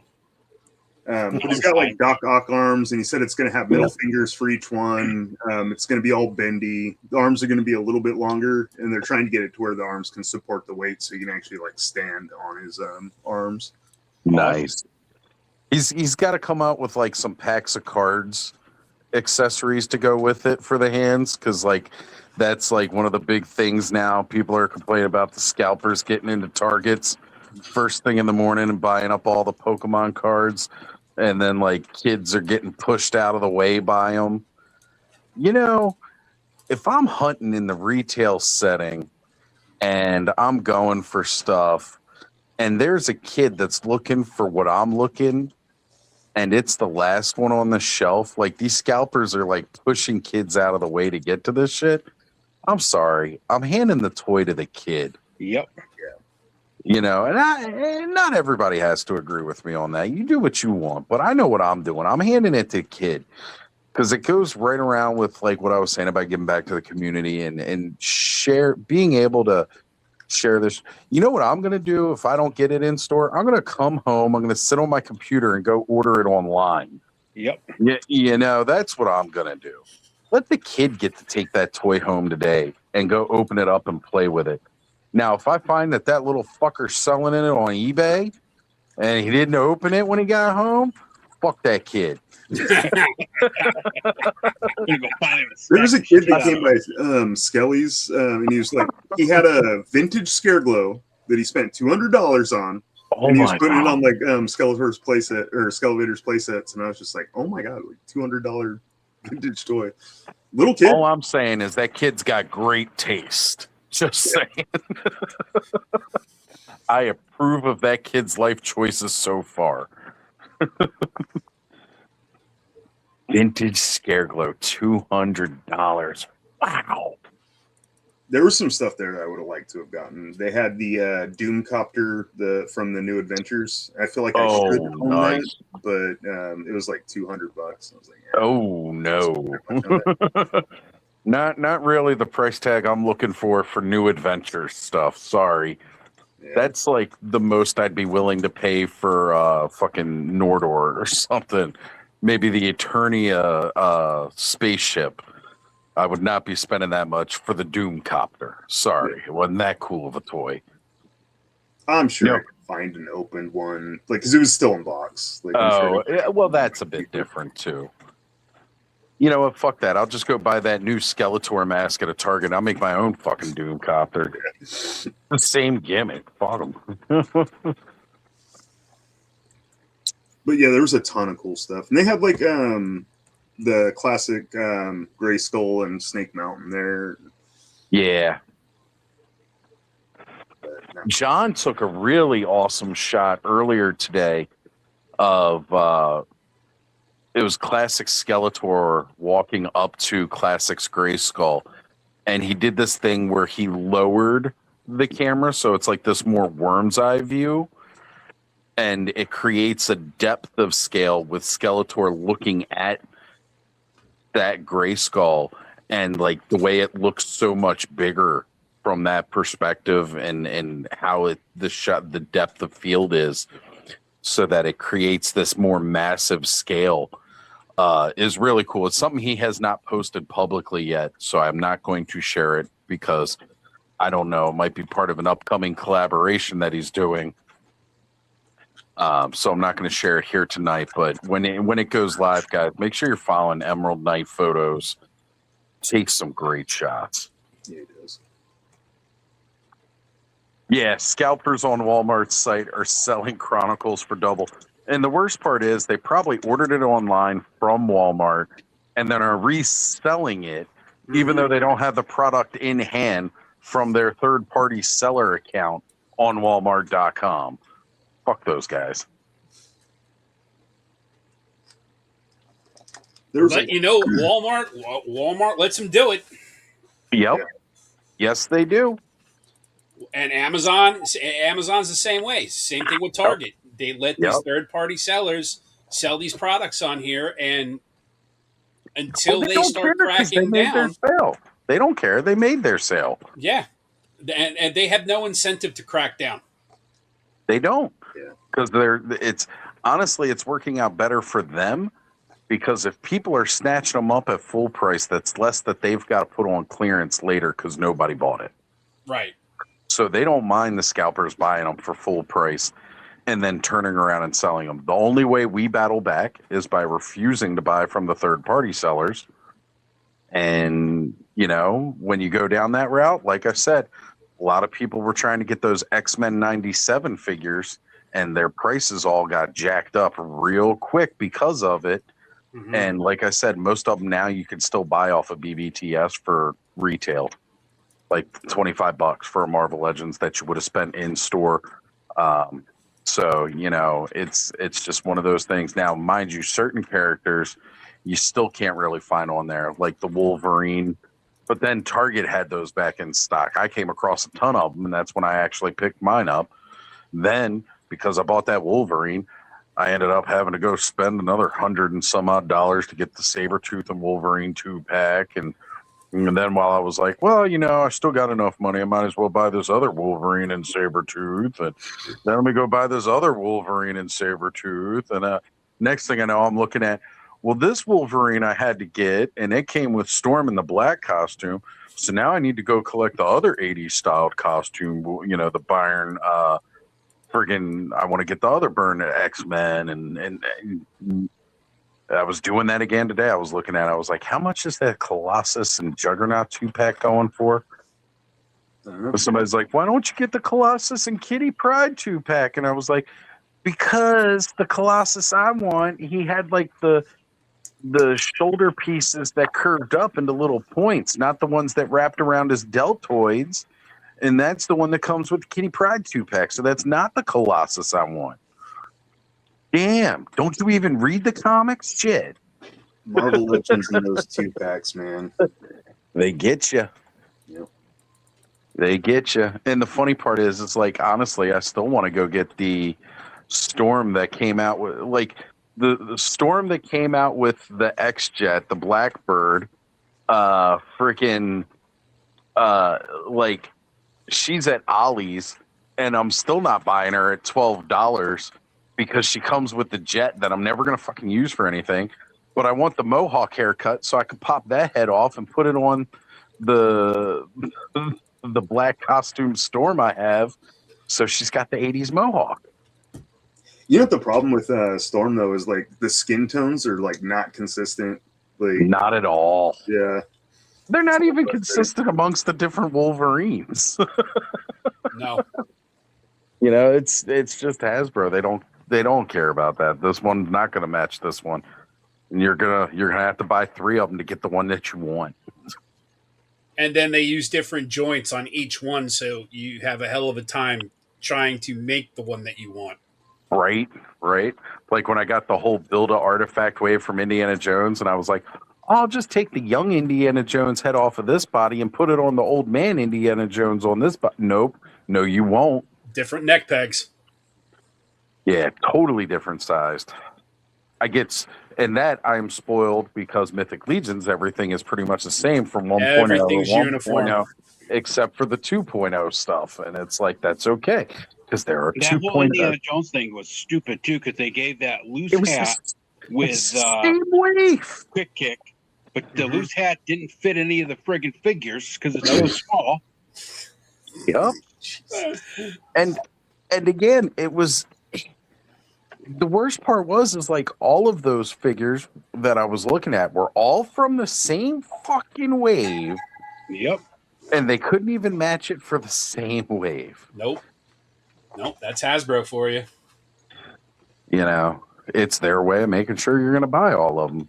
And again, I'm not here to bitch about the big companies because they do what they want. They've been in this game for years. You know, they're gonna do it. It's been working for them so far because they're the ones making all the money and I'm the one giving it all to them.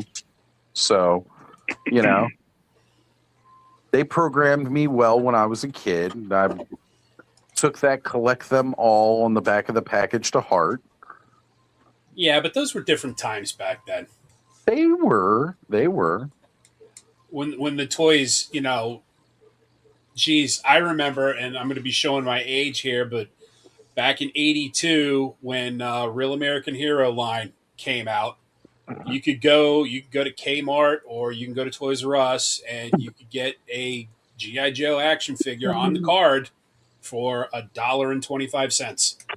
You could, and I always bring this up too, though, and I'm like, but at the time, what I bring up is like, so He-Man action figures were like $3, right? And that's great. Minimum wage at the time was $3.25. Yeah. So it still cost you an hour of your day's work to buy that action figure. And guess what? I make like, $20 an hour. And some of my action figures cost $25. Not that much has changed from that, except when I go buy my other action figures, which are $50. And then it's costing me a couple hours worth of my work. I have a 12-inch G.I. Joe Adventure Team figure from '73. Oh, it's box. It's not mint, but I got the box with it. And it still has a price tag on it from whatever store it was. So you're talking a 12-inch fully clothed figure with flocked hair and beard, all of his weapons and accessories, and it was $3.25. Yep. Man. Yep. It's we want the prices from yesterday with the salaries we make today. When I was we collecting don't want that figures to in the revert back. 90s, I was collecting 12-inch figures, and I was buying 1/6 scale Hummers and Jeeps for the cost of a 1/12 scale figure today. Right. Well, the point I was getting at is, I would save my lunch money all week. Yeah. And then, go to Toys R Us or go to Kmart on the way home from school and go get like 3, 4, 5 action figures. Yeah. A kid today, he ain't using his lunch money to get a figure, right? He's going to have to use a month's worth of lunch money just to get a figure. Those Masters core figures only $10. Yeah. Or the little ones are only $5.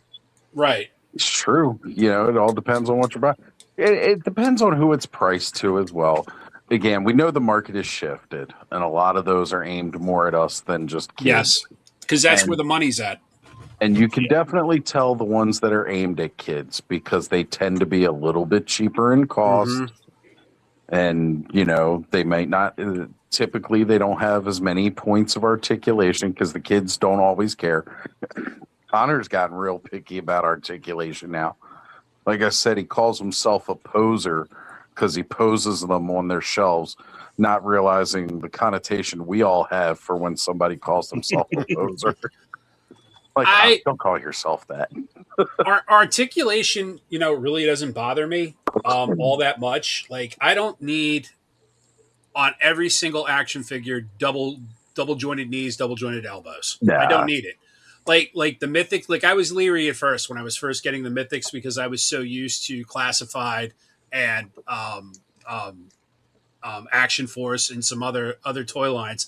They all had double jointed, pinless, knees and elbows. When I got the Mythics, at first I was having a hard time trying to get the poses that I wanted. But after messing with them for a long time, it's like now I can get them in the poses I want, and they're not hindered. I think they're not hindered by not having double joints.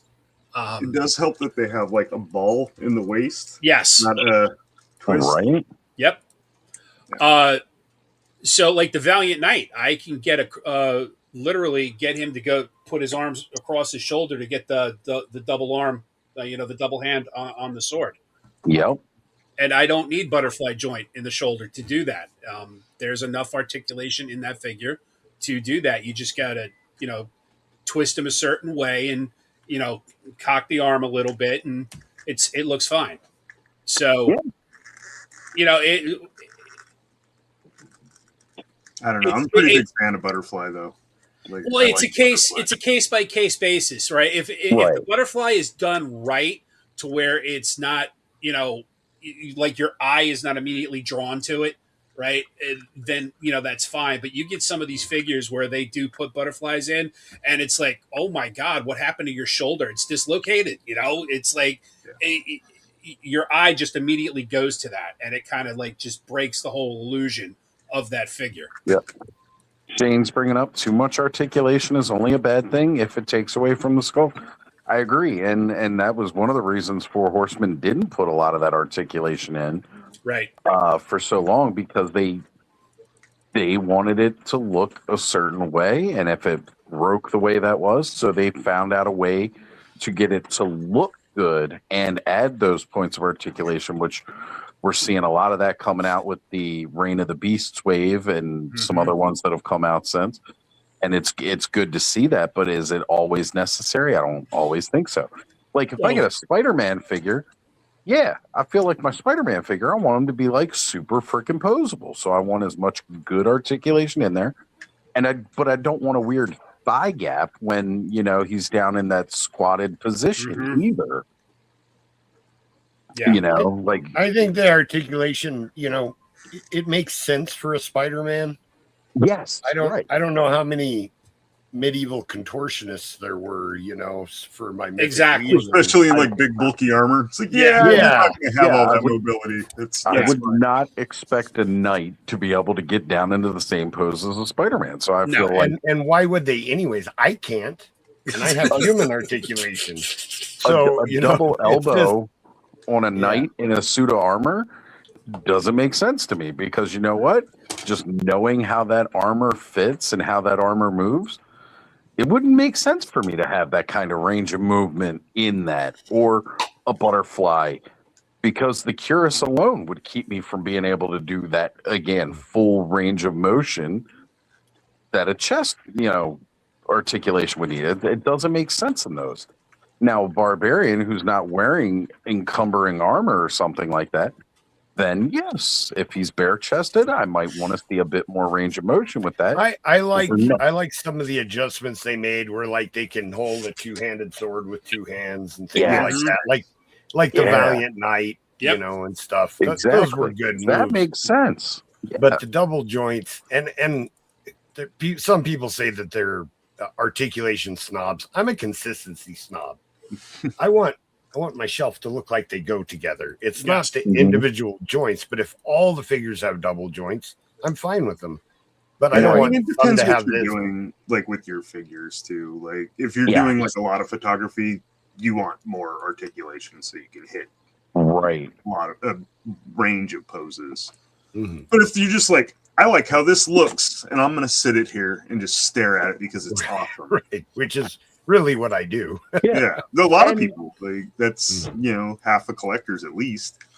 Well, the Reluctant Adult podcast recently had come out and had said some things about like all the extra hands that we get, like, and we don't need that many expressive hands at the cost of either making a figure more expensive or maybe not as many accessories as something else. Like and toy photographers were the ones that battled back and said, no, we do want all those hands. I know we'll joke about hands a lot of times and how many you get, but it's true for toy photographers. They want the different expressive hands because they want to be able to have that expression. Like I have so many hands that I don't even remember what figures they go to anymore. They're just like in a bin, and I'm like, I'm never gonna figure out where those go. Yeah. Like, the thing I want from hands for photography is more expressive hands, not just a middle finger, not just an open hand, and then a flat hand like grasping this. hand. Right? Yeah. It's like, I mean, I'm not going to say I don't enjoy the middle finger one. Like, Thanos, it's funny you say that you've got hands that you don't even know who they belong to. When I started really collecting and I was getting all these different hands with G.I. Joe and Action Force and Mythic, I'm like, I'm never going to remember who these belong to. So I got these little plastic baggies, Ziplocs, and I put all the hands in a Ziploc bag and then wrote their name on it. And then see, my problem is I didn't realize like how out of control my collecting was going to get. So like when I started, I had one box with all my accessories. So it's like, oh, I'll remember.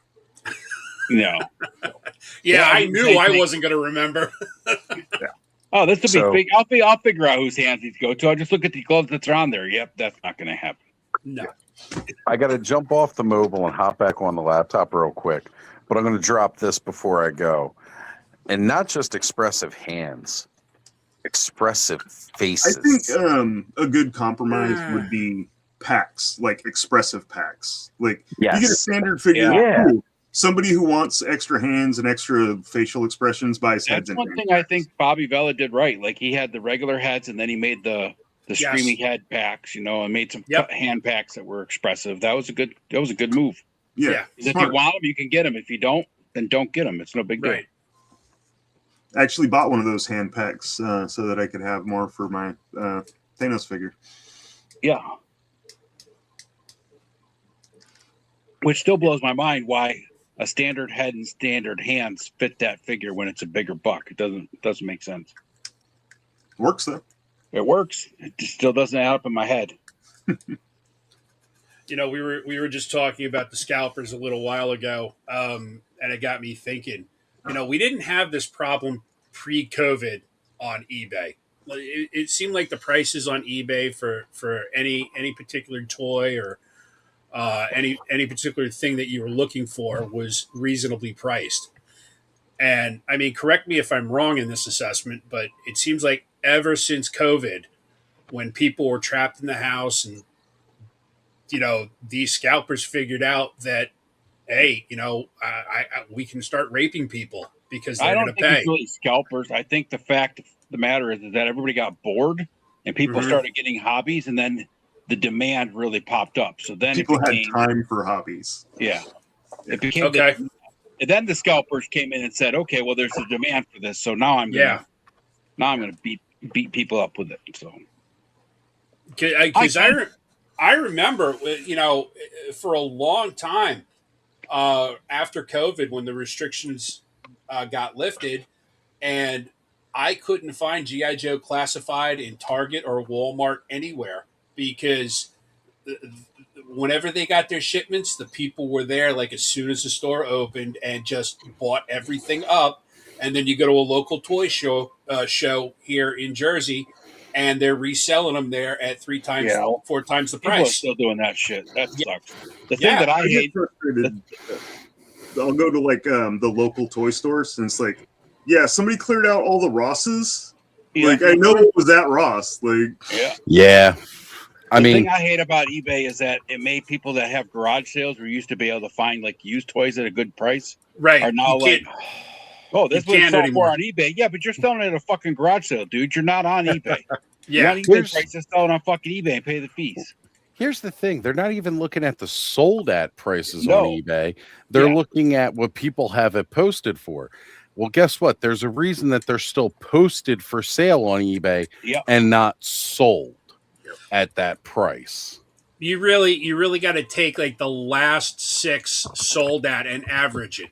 And Yep, then that's the your best way to true do price. it. If there's even 6, a lot of times there isn't. That's true. Yeah, I know. Recently, my sister was looking up some prices on some things, and she was like, "Yeah, I see it here for this, and you know, she was listing it off like the range that it's selling for, supposedly." And I said, "Well, did you check sold?" And she was like, "Oh, I forgot to look at the sold prices." Is like that's where you got to look at what's sold recently. A lot of for times that. the bid price, the bid, the one that has like a starting bid of like $1 tends to end lower. I don't Yeah. know what it is, but then you have certain power sellers like Wheeljack's Lab who can sell for over market price and still get it. So you almost have to like you either take both of those and average everything in the middle with that, or you remove those two and then average everything in between. There's different ways to kind of do it. Mhm. Sometimes Yeah. you have no choice but to include those. Like certain rare figures, all you have is the one that is the power seller, who can get whatever price they want, and the one that's Mhm. that started with a $1 bid, but nobody knew who they were because they only had 4 feedbacks. So you almost have no choice but to average those two, and they could be maybe not worlds apart, but one might be like 150 and the other one's like 275, and you're kind of like it's still kind of a broad range, you know, but it's not so broad that you can that's unreasonable to average them. I saw Thundar today, and I have Ariel and Ukla, and it was the guy was only selling the set of 3, and it was $1,100. I was like, Yeah, gonna came out, pass 10 on it years for ago, now. Dana? Yeah. What's up? For those ones that came out like 10 years ago or whatever that Yeah, was? the old Toynami from like the Yeah. early 2000s. Yeah. Yeah. It's Yeah. hard for me to splurge that much on a non-vintage item. You know, I know HasLab, certain ones go for that much. I know the Unicron went for like 4 or 5 grand. That was the prototype of the HasLab Unicron went for a few $1,000s on Hakes. Yeah. You know, Well, it's always subjective to you too. Like as the person who's potentially buying, what is it worth to you? Not necessarily what is this valued at overall, but what is it worth to you? I was kind of having that talk with Crash, you know, about like the value of something, right? I don't buy anything in my collection for the potential monetary value of that item. Like this right back here, this Lords of Power 5-pack. Man, if I were to put this thing up online, I could sell it for a couple $100. That could have been more money I could have spent on, you know, Mythic Legions RPG or something. I'm never parting with this 5-pack because of what it means to me. I don't buy stuff outside of my collection that doesn't mean something to me, but that also affects the value of what I am willing to purchase something for. you mentioned necessarily. Crash. He Yeah. found me the final engineering pilot of Clean Sweep from the Eco Warriors that has the extra accessories, that the non-canceled. It's hard to see them, but you can kind of see the orange antenna there. Yeah. Yeah. That's one of the two. They canceled that before they did the full production run. And he has some extra paint apps on his ankles and on his wrists that didn't make it on the final one. And the backpack and the yellow robot that he comes with has an extra peg hole on it, because originally it was supposed to come with an antenna that you would Right. see the little peg hole right there. Right. Yep. And they canceled all that because they ended up canceling some accessories. And he found this for me, but like for me, the story behind this is kind of cool. Right.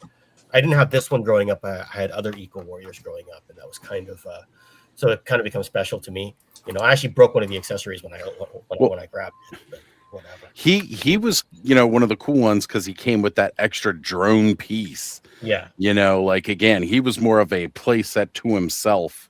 Yeah. Coming with that versus the other guys that just came with a big squirt cannon backpack. Oh, I know. But And that's kind of special to me, right? So, yeah, Crash was showing me the Eco Warriors, like he got the full play set and everything, like the whole collection. Lab. I got him. Yeah. I got him into it. He's been cursing me for the past 2 months on that. So. That Toxo Lab mixed in with some of those 3D printed things that Radnom put out make a really cool freaking base. I'm just sad that I broke the backpack on my Clean Sweep because I was trying to pull the robot arm. But You don't break your toys, Ken. They're sacred. Yeah. As I just earlier almost thought I broke my pork belly. I've melted my freaking bear. it's a prototype. So like I thought a final engineering pilot plastic was final, but it looks like I still got a lot to learn. So not. Well, again, They different still way of lose some doing certain things joints. back then versus today too. So Yeah.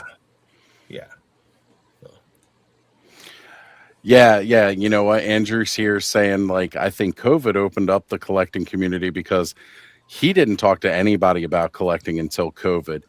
I mean, there were certain people that I would talk to about it, but it's mostly people that I also knew were into it because nobody else around me really wants to hear about all this nerdy, geeky stuff that I know about these toys or that I liked about these toys. People don't care. So I'm just not going to bring it up. Does Andrew actually talk toys with people, or does he just threaten to elbow smash people off the top rope?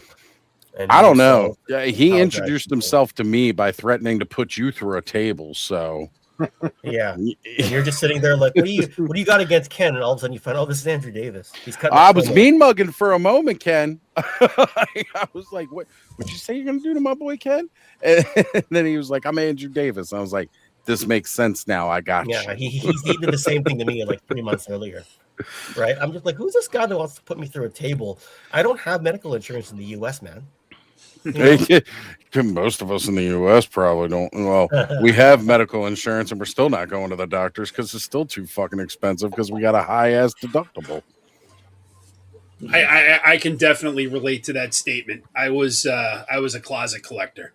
I didn't tell anybody I collected toys because they look at you and it's like, you play with toys. How old are you? Grow the fuck up. And it's like, right? why should I have to grow up? This is what I like to do. I bought this shit with my adult ass money that I make, so fuck off. Yeah. Right. And like Ziggy, I would talk to about it because Ziggy also collected toys. Like, he was into like Star Wars and stuff like that. Used to go on toy hunts with our other buddy Scott, and then the three of us would collect together. I talked with my other buddy Corey because again, he knows like my different nerd hobbies and stuff like that, and he knows what I'm into, and he enjoyed seeing me get excited about something that I was passionate about.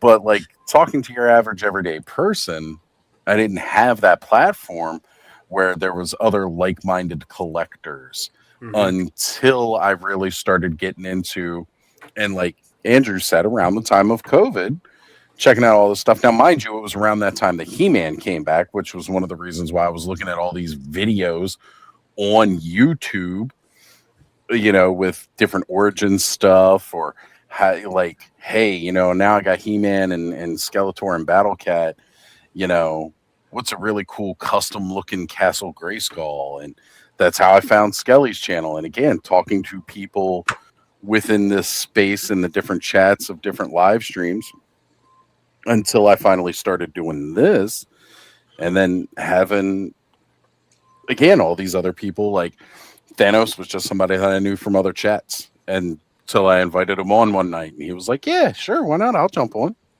Joe, same thing.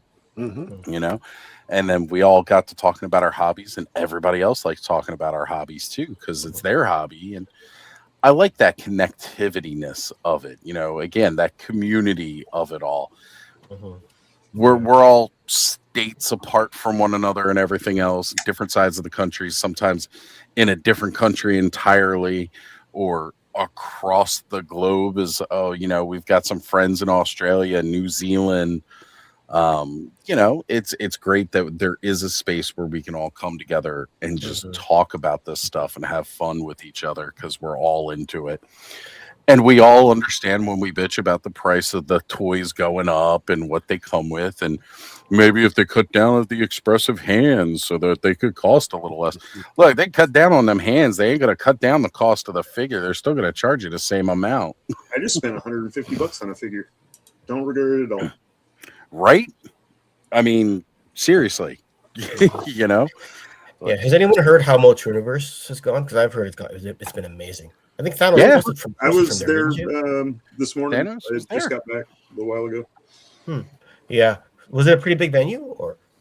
I mean, it wasn't huge. They had like a pretty good sized floor, and then they had like a hallway with stuff, and then there was like an auditorium. Like It was pretty packed, I heard. So yeah, it was packed. It was definitely packed. like I was saying, I'm part of the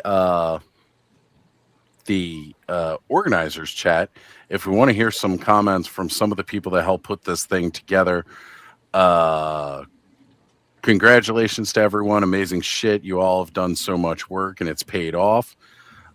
We did, y'all. I can't stop smiling about what we all accomplished today, walking around and seeing everyone happy, excited, thrilled. We had some moments of frustration with how things were going. Like, again, I mean, I don't really. The Skeletor statue broke. The Havoc staff, the head fell off. Like nobody bumped it. Nobody bumped it. It was just gravity. It just fell off. Yeah. Son of a bitch, gravity at it again. Great job, guys. The con was an absolute success. Everyone had a great time. And here's one of the bigger ones. Bigger crowds than any Power Con at the Marriott. So at the same venue, because this is where PowerCon used to be held, the Torrance said it was a bigger crowd than any PowerCon that was hosted at that. It was like when venue. you were trying to get anywhere, you were constantly getting in and out of people's way. Like it was. Yeah. I wonder if they stay at that venue, whether they'll be able to grow it at all if they stay in that venue. I mean, realistically, you got to kind of gauge what's going on right now versus what may be going on next year at this time. One of the reasons it might be so packed right now is they're getting a lot of extra press with everything that's going on because of the movie. There's an extra big push around this right and now. Apparently it's going to be a cartoon now too. There is talks of it. There is talks. Nothing set in stone yet, but With that being said, and with the seeing how successful this movie is, then next thing you know, maybe it will be a bigger crowd next year. And in which case, then what do you do? Do you keep the same size venue or do you try to go bigger?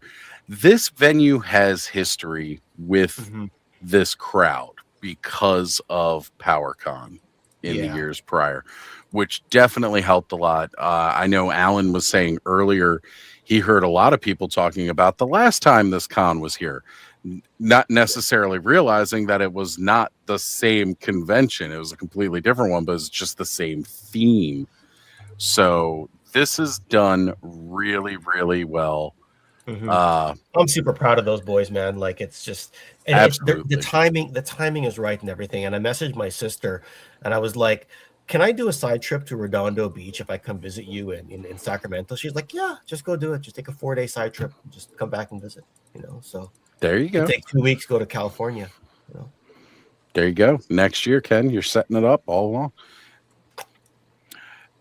Andrew Davis saying, I blame Mega J for the toys I bought since 2021.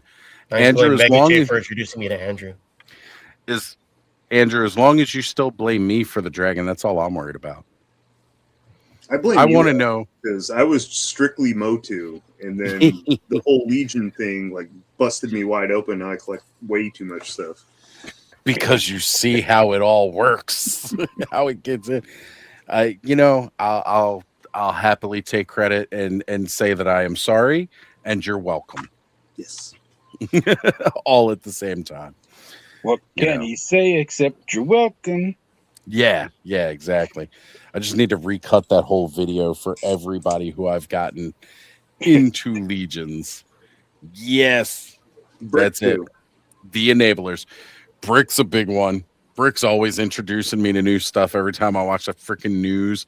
And it's like, damn it, now I want to go buy. Just mentioning earlier, somebody just got their new sexy ice in, Brick.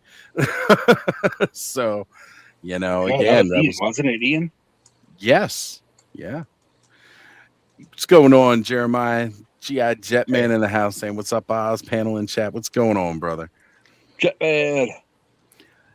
But again, that's what I love about this community. Like, we all enable each other, yes, but we're all here for the support group after when we're like, man, I really shouldn't have bought that, but isn't it fucking cool? We're sharing the fun.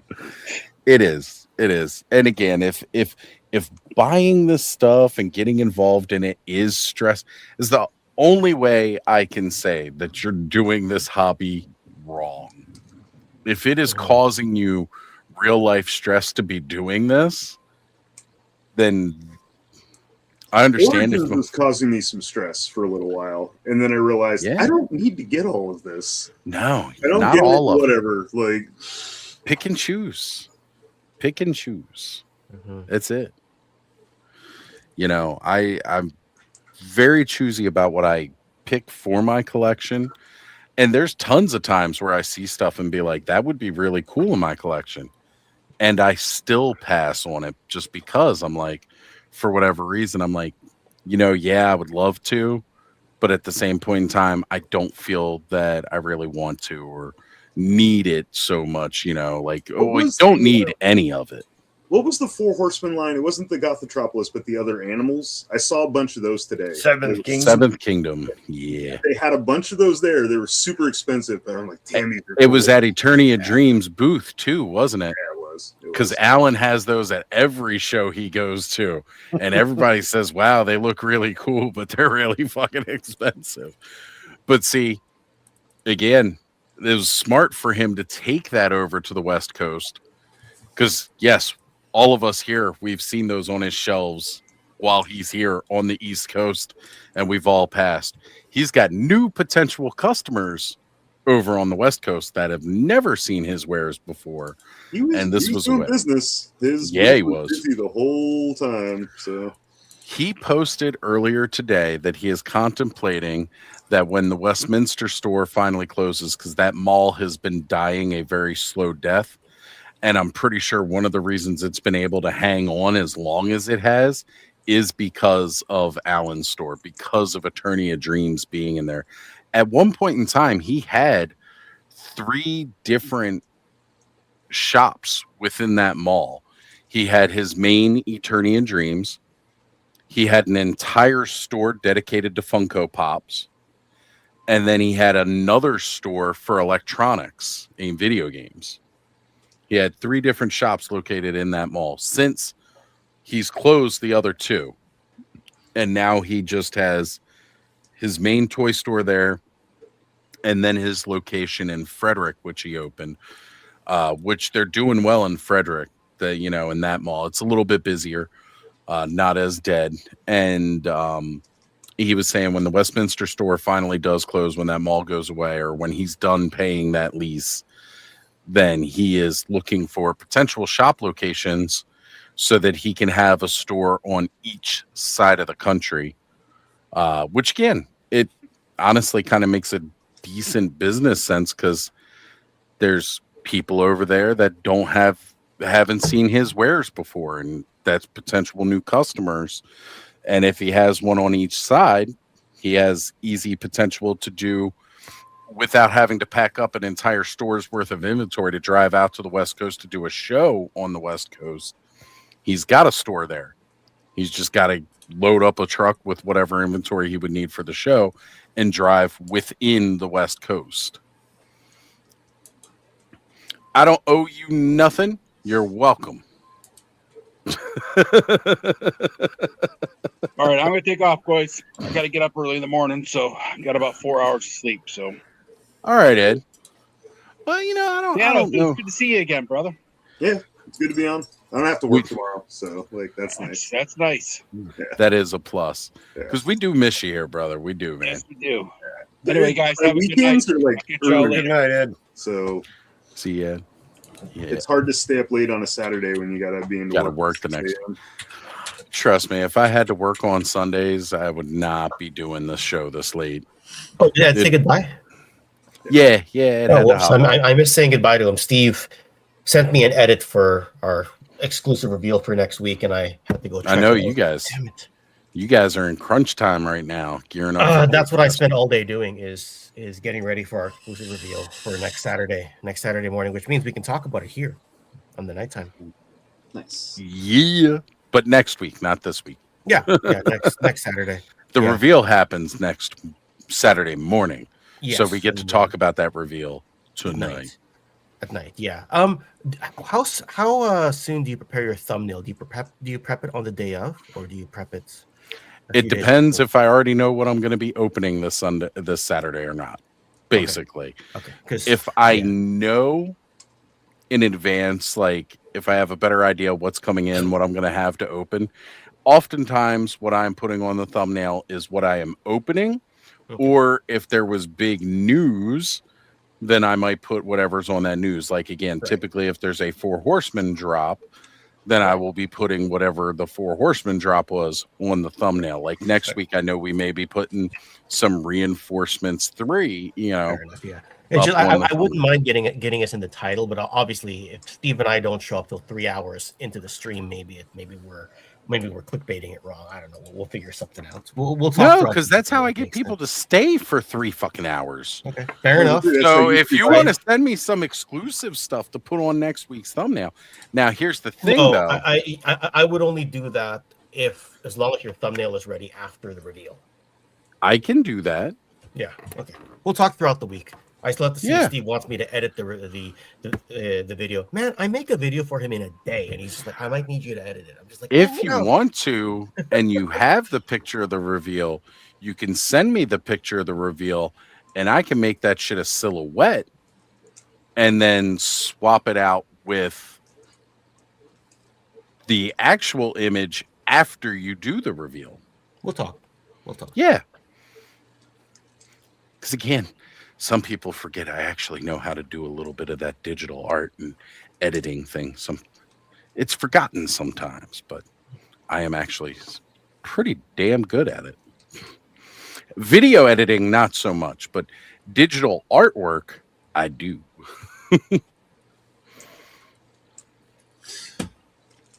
All right, guys. This is going to be it for me.